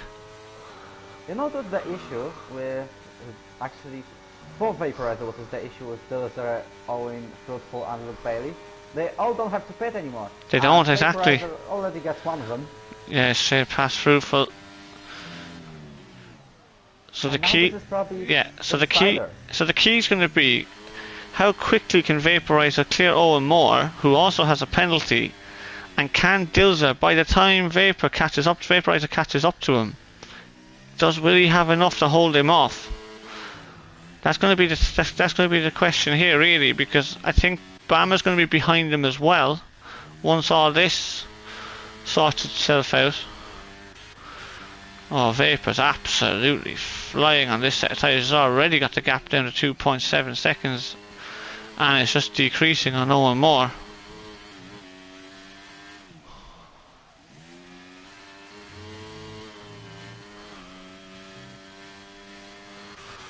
I think Bama may have to respond to this, and he does. He's coming in the pits.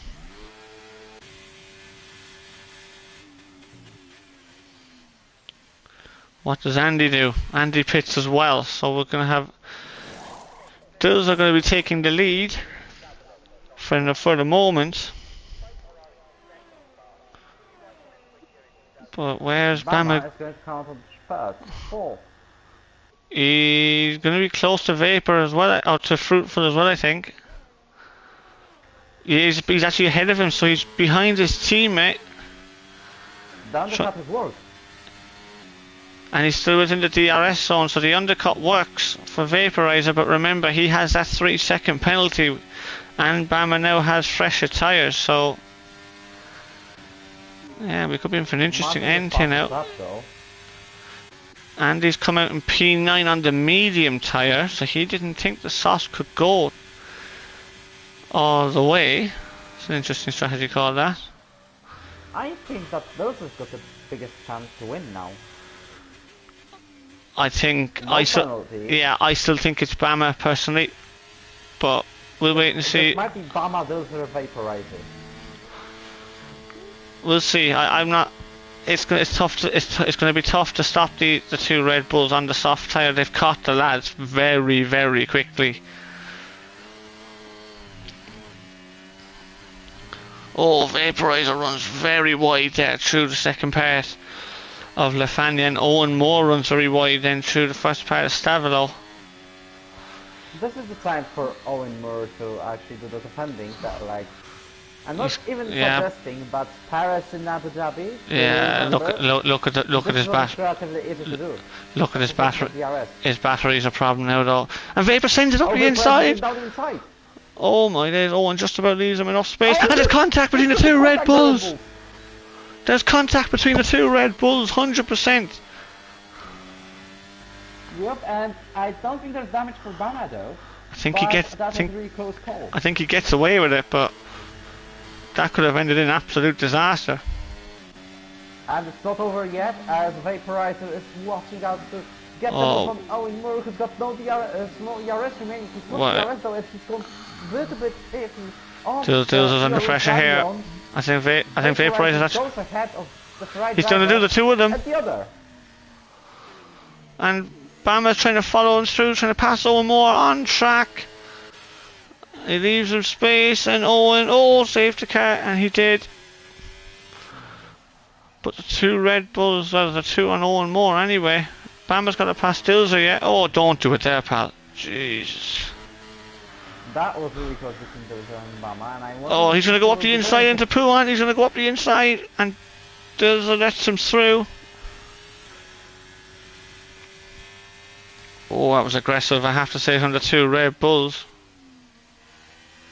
And yeah, I believe we might just see the race ending in the result like this one. Just with a change between the Red Bulls. And there you go, Bama's in the DRS zone of his teammate, and Dilzer is out of the DRS zone of the two guys now, so I think we're going to be going back to normality here. Fruitful is being caught by Tommy. Here comes Owen Moore. And he gets out of the, he got out of the throttle. So Dills and Owen stay as they were, but I think Owen is the faster driver.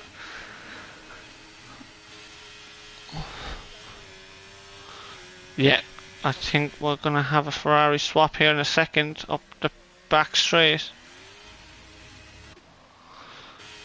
I'll stay with the two Ferraris for a second. And Bama's going to go for the lead here on Vaporizer. Are they going to fight on track? No, Bama's just going to go straight through. Vaporizer doesn't fight with the ERS, he saves it.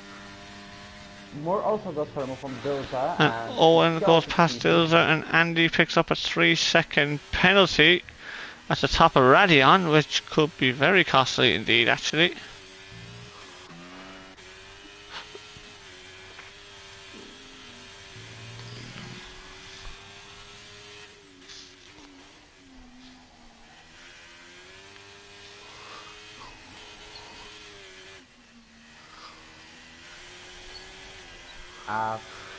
We've got I'll go. time penalties. I'm just checking out what's going on during the race as I'm following Luke Bailey, for example.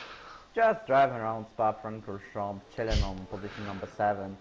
Not really a perspective to get into the DRS of Tommy, as he's especially considered, but he's got all the heart. Now him, although it's getting really close. Dilzer out of DRS on Owen Moore. He's burning DRS though to He's going to be back in it. DRS again. Only one DNF of Steve the Mango. The gap between the leader and the last place is 1 minute 40 seconds, by the way, so we might see Ryan being lapped, especially considering the fact that both Red Bulls are on soft. But in overall, I believe that first to 11, 21 seconds is a pretty close gap. But it's going to be larger with time because of the soft run. I think it might be a bit larger by the end, but we'll see. Oh geez, man, Vaporizer getting a little bit out of shape to chew the bottom of Eau Rouge. DRS open, trying to burn the battery a little bit, but gets absolutely nowhere. Fruitful, by the way, having a great race so far, 9 places up. Yeah, he took advantage of the virtual safety car, didn't he, if I remember. Tommy's kind of 1.5 seconds sticking there behind him. And Andy is starting to catch Luke now. Unfortunately for Andy, he's caught him in the worst place he could catch him, which is just at the start of the second sector.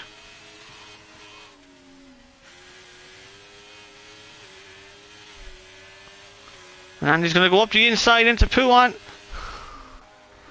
And Luke lets him through. He tries a little bit wide himself there, so Andy is through on Luke. Now I wonder, are we going to have a little bit of team orders again? Oh, as Andy gets a little bit of shape there through the fan, yeah.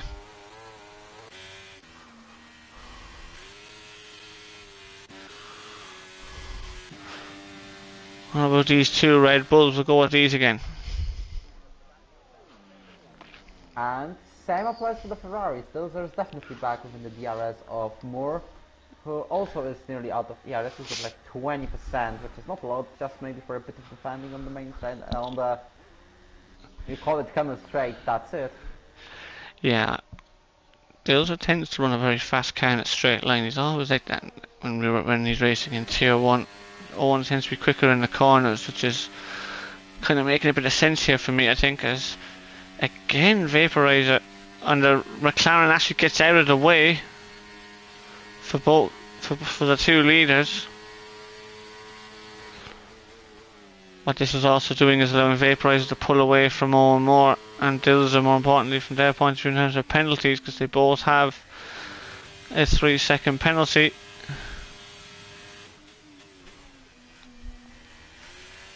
Sector 2, that is the McLaren of Ryan, I think. Is he just parked there, or is he actually just getting out of the way?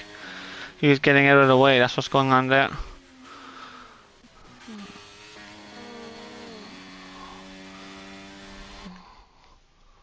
Both Red Bulls really close to each other, and it's only 3 laps remaining. These two know that they are getting to 1-2 unless something between them happens, which basically means, oh by the way, Julian's overtaken Kaplan Gashi for the 10th place, as we're talking about the ERO team racing today.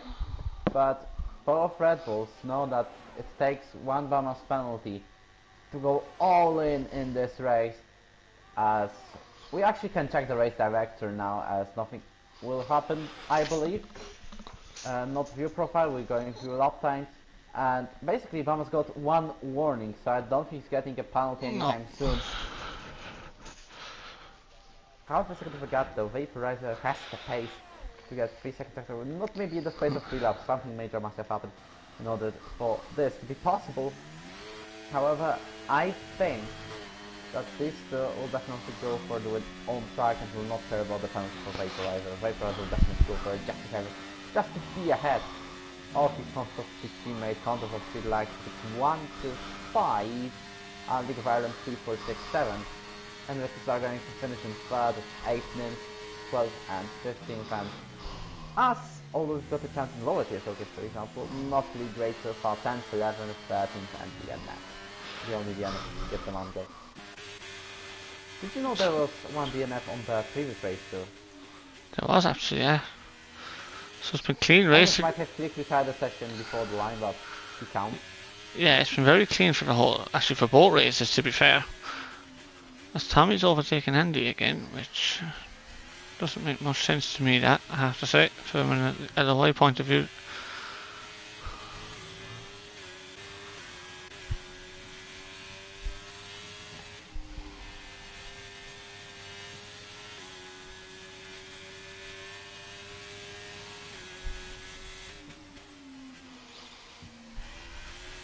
There's 2 laps and it's chicane remaining, and both Red Bulls, I think they might not be fighting at all, because you can tell, although Vaporizer is getting closer. I actually wait with this judgment, because anything can happen. They may wait until the last, yeah, they may be both waiting until the last lap. They both charged up the batteries a little bit better than where they were. It's 2 laps remaining now.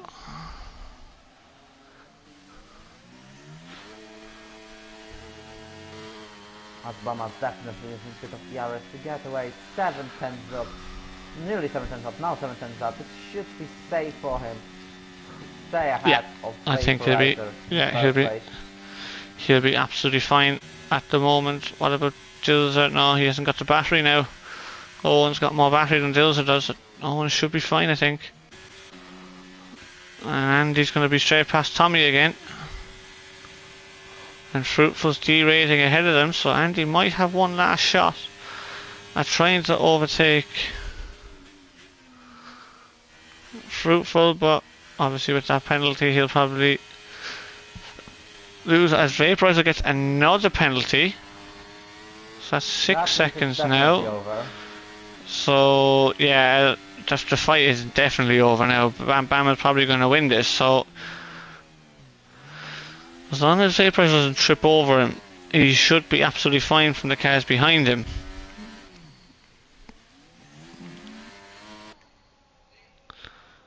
And Julian gets another penalty for the Mercedes team. They're a penalty situation, boys. On to the final. We're going to be starting the final lap here now, and Vaporizer has got a lot more ERS than Bama does. Mikhail is going to try to get the fastest lap, by the way, so we might watch out this one. What's the fastest lap so far? We may It would be one of the Red Bulls, I think. So 44.4 from Vaporizer is the fastest lap at the moment. And it's a gap of 4 milliseconds. Yeah, it is, isn't it? It is, yeah. I don't think I'll be too worried about that now for the moment, because here they come. That is the last lap of the Belgian Grand Prix. I don't think we're having a lot of drama this time, as although Vaporizer may be going for an overtake on the track, he's not winning this one, as he's got a 6-second time performance for, and he's not He had a bit of down the inside. He had a bit of a look there. We're going to go back because Andy's close on Fruitful here. Fruitful's burning the battery, but Andy is going to go through and take the position on track. Andy's got 3 seconds, of course, so he may well lose that afterwards, but it's still good to get another overtake done on the circuit. So we're still going to go with the 2 Red Bulls here, though.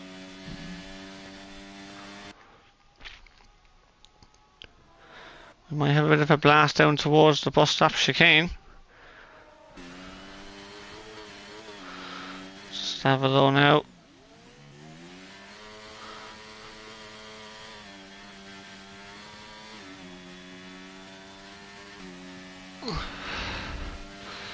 And he's derating there as Bama, so I think Vaporizer might actually have a bit of a run at him here. And he goes round the outside. He's actually going to do it on track. I think the 2 Red Bulls are actually side by side going into the final corner. And they leave each other. And they left each other plenty space. They left each other plenty space.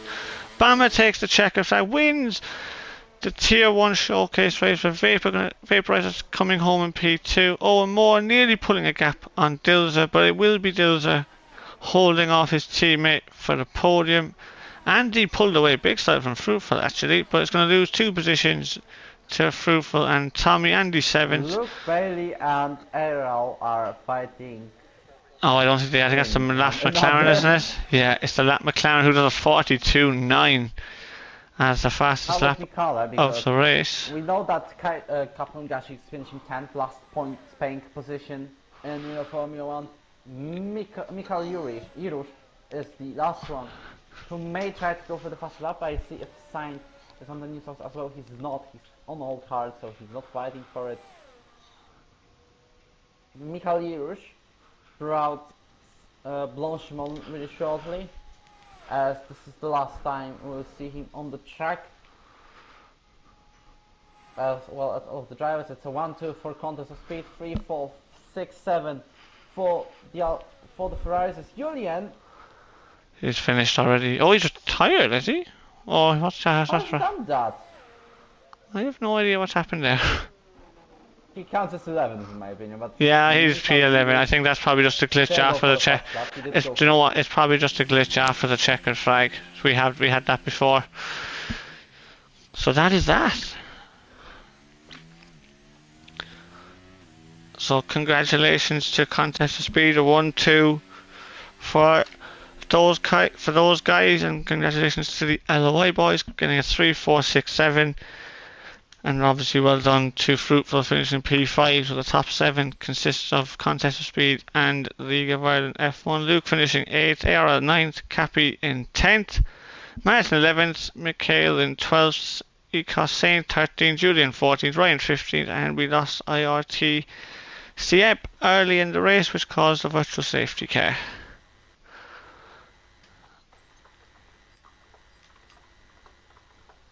That was a really cool race though. That was an excellent race. Racing standard higher than we usually experience in these types of events, especially in the far past, so I'm happy with that one.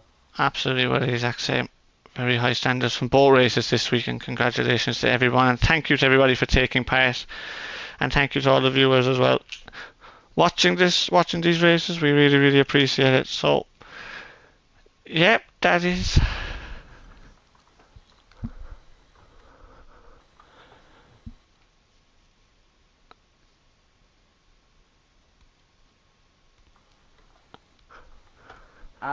As a reminder, Bama, with a time of under 40 minutes, has won this Tier 1 showcase. Vaporizer is on the second, and we've got 4 League of Iron drivers separated by Fruitful.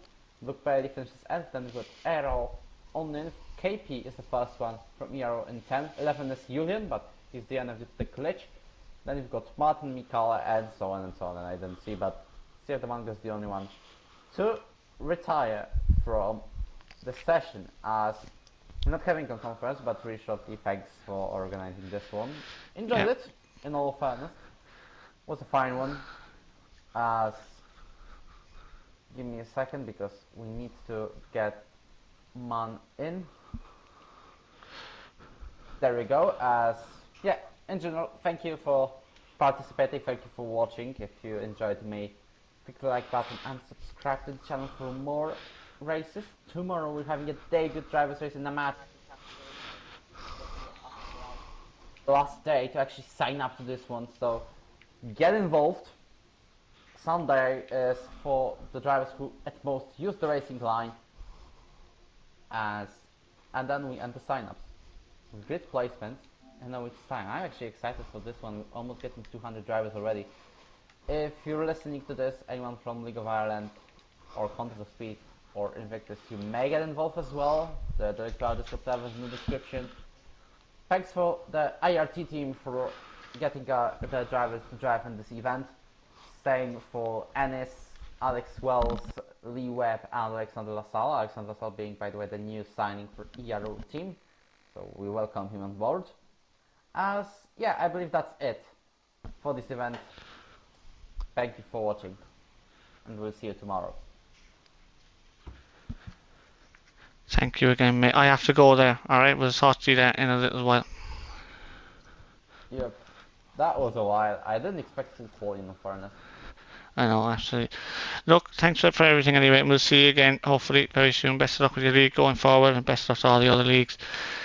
And yeah, I have to go and interview our drivers in a different party, so I will see you later. I'll see you again. Thanks for everything.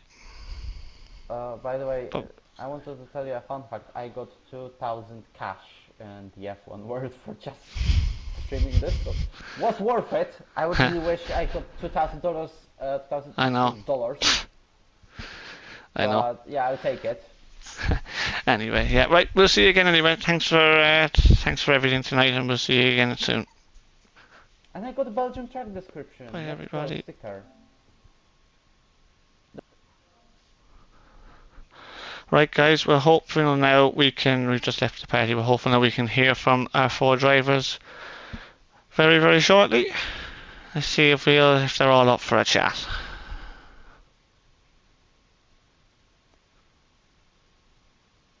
See who we can get in.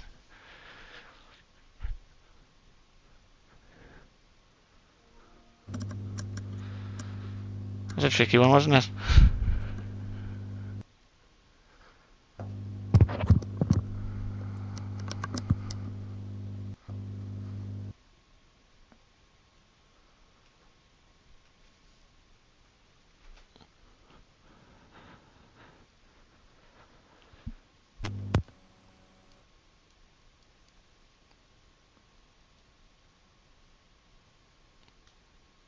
Are the boys coming on? I don't think they're coming, are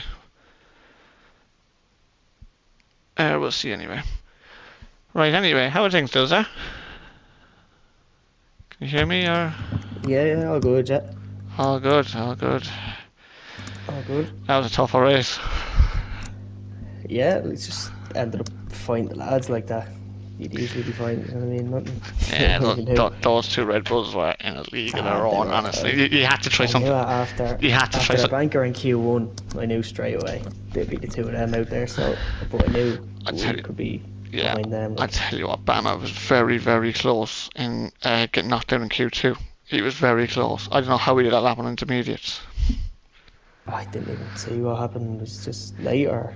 Yeah, because what happened was he actually went out on slicks originally, and because he saw that slicks must have been quicker, and just as he was coming out, the DRS got disabled, so he took the whole lap around into the pits, do the whole shebang with the fuel, refueling And it's everything. such a long track as well, so it takes ages. That's it. And then I don't know how he did that lap on into it. Now he was about 8 tenths clear, but there was a big field spread, so it was a strange one that he. I don't know how he got out personally, and if he didn't get out, it would have changed the race pick style because one of you would have been on the front row, and Yeah. it would have been very interesting. How about things, Tommy? What's the story, you will? First race on F1 23 I heard, is that correct? Correct indeed, yeah. Absolutely. Well, all the viewers, hopefully the viewers are still there. Do you have any questions for the boys or anything? Just fire them into the chat, and we'll talk about it. How did you find it, Tommy?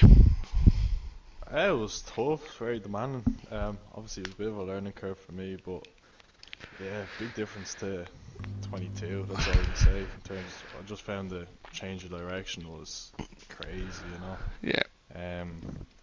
Yeah, a few a few corners there that have changed compared to the last game, especially the middle sector. I feel it's changed a lot, but that was good. It was good fun. Nice run out, you know.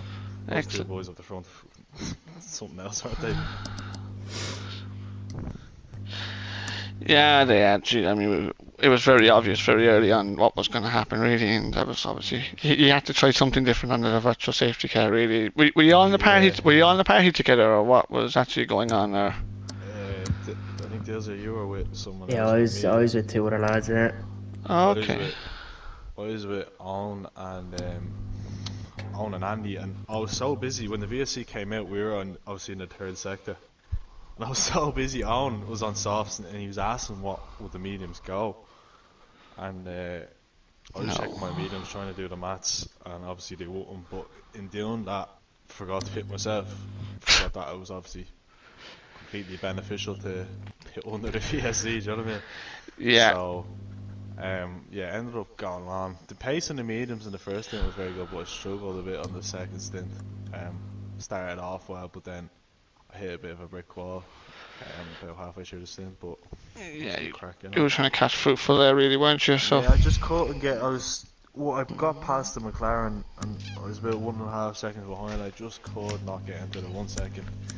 Just one of these things, and then I tried to hang on to Andy's, thinking that might bring me up, but I ran out of tire in the last 2 laps, you know. yeah, fair enough. I mean, that's obviously George. Andy had fresher tyres. Andy went longer. He tried the other strategy, and it didn't unfortunately work out for him. We're going to hear from Andy very shortly. Actually, we won't be hearing from Owen. We've just got word from the two lads there now. Yeah, I'm sure Owen Moore's not going to be on your Christmas card list, is there, anyway, after messing him up in the pit lane under the VSC.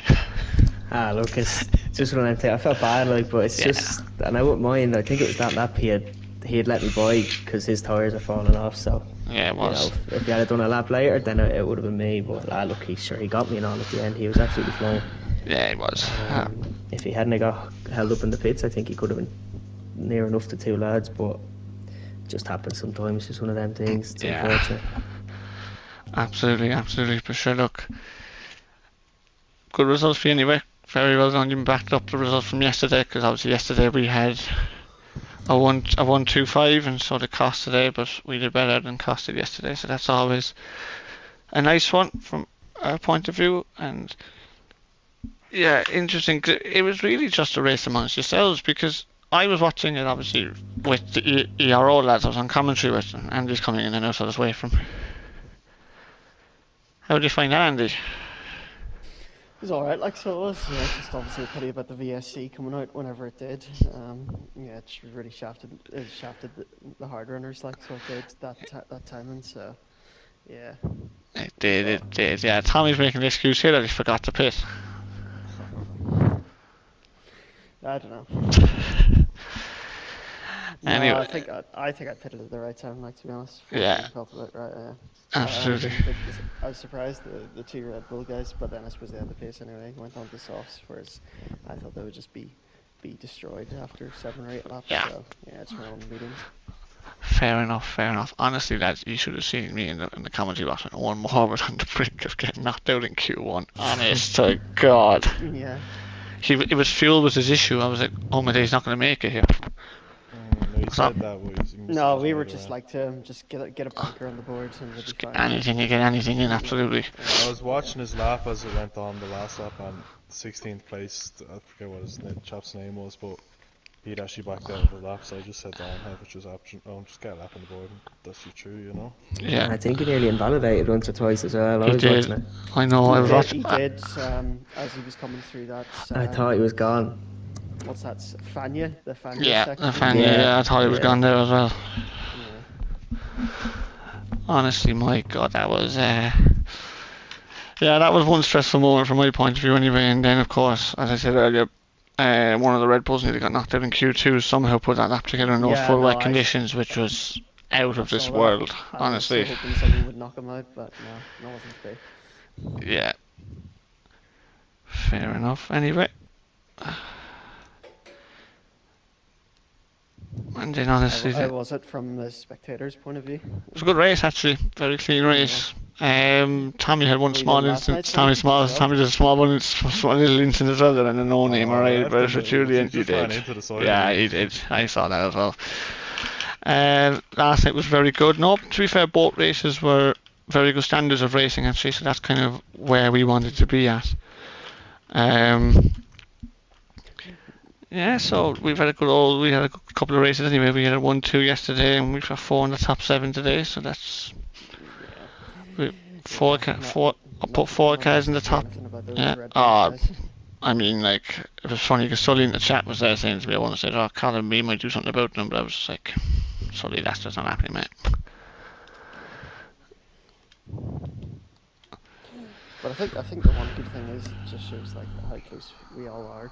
In you know, compared to each other, like, so there's nothing between us. So. How close? Yeah, don't worry about me. I'm not involved now. I'm only in the commentary box there, like, so. Anyway. I was joking. I was like, it's just like a normal tier 1 race at one stage, isn't it? There was just the 4 of us in a train. Just the 4 of you hanging around. I was looking at it going, can they do anything? Like, I was obviously watching it from the stream. I was like, can they do anything strategically? And it just proved you couldn't. You really couldn't. Even sure, I had the advantage with the VSD, and I was still miles off. Yeah, you had to try it. I was saying in the stream, someone has to try it because you need to do something different. But at least, like, as it turned out, you did 3 different strategies, and unfortunately, just didn't have it. But it's the way it goes. Unfortunately. Those 2 COS lads were very, very quick, and yeah, that's it. So anyway, well done to you guys. Don't heads up anyway. That's the most important thing. Well done to everyone, and that is it. Stream is going to be finished very, very shortly. We will be back on Sunday for the announcement of the calendar and the teams. And for the first time, we're going to have a little thing with the teams this year. It is an open draw. You might have known that, you tier 1 drivers, but what is going to be happening is we have got our world champions from our tiers have been allowed to pick what cars they want. Those selections have been made, and the rest of the grid is going to be a completely open draw. So it will be very interesting what happens. So we'll see you on Sunday, everybody. Cold balls at play, I'd say. There is going to be, there's going to be none of them. I can tell you that much now for certain. There's no fixing now with Colin B, alright? There might have been with Big Pap, but not with Colin B. Anyway, we will leave it there, and we will let you all ponder on that. An open draw on Sunday will be very, very interesting. What about the runner-up in the championship, says Owen Moore? The runner-up gets absolutely nothing.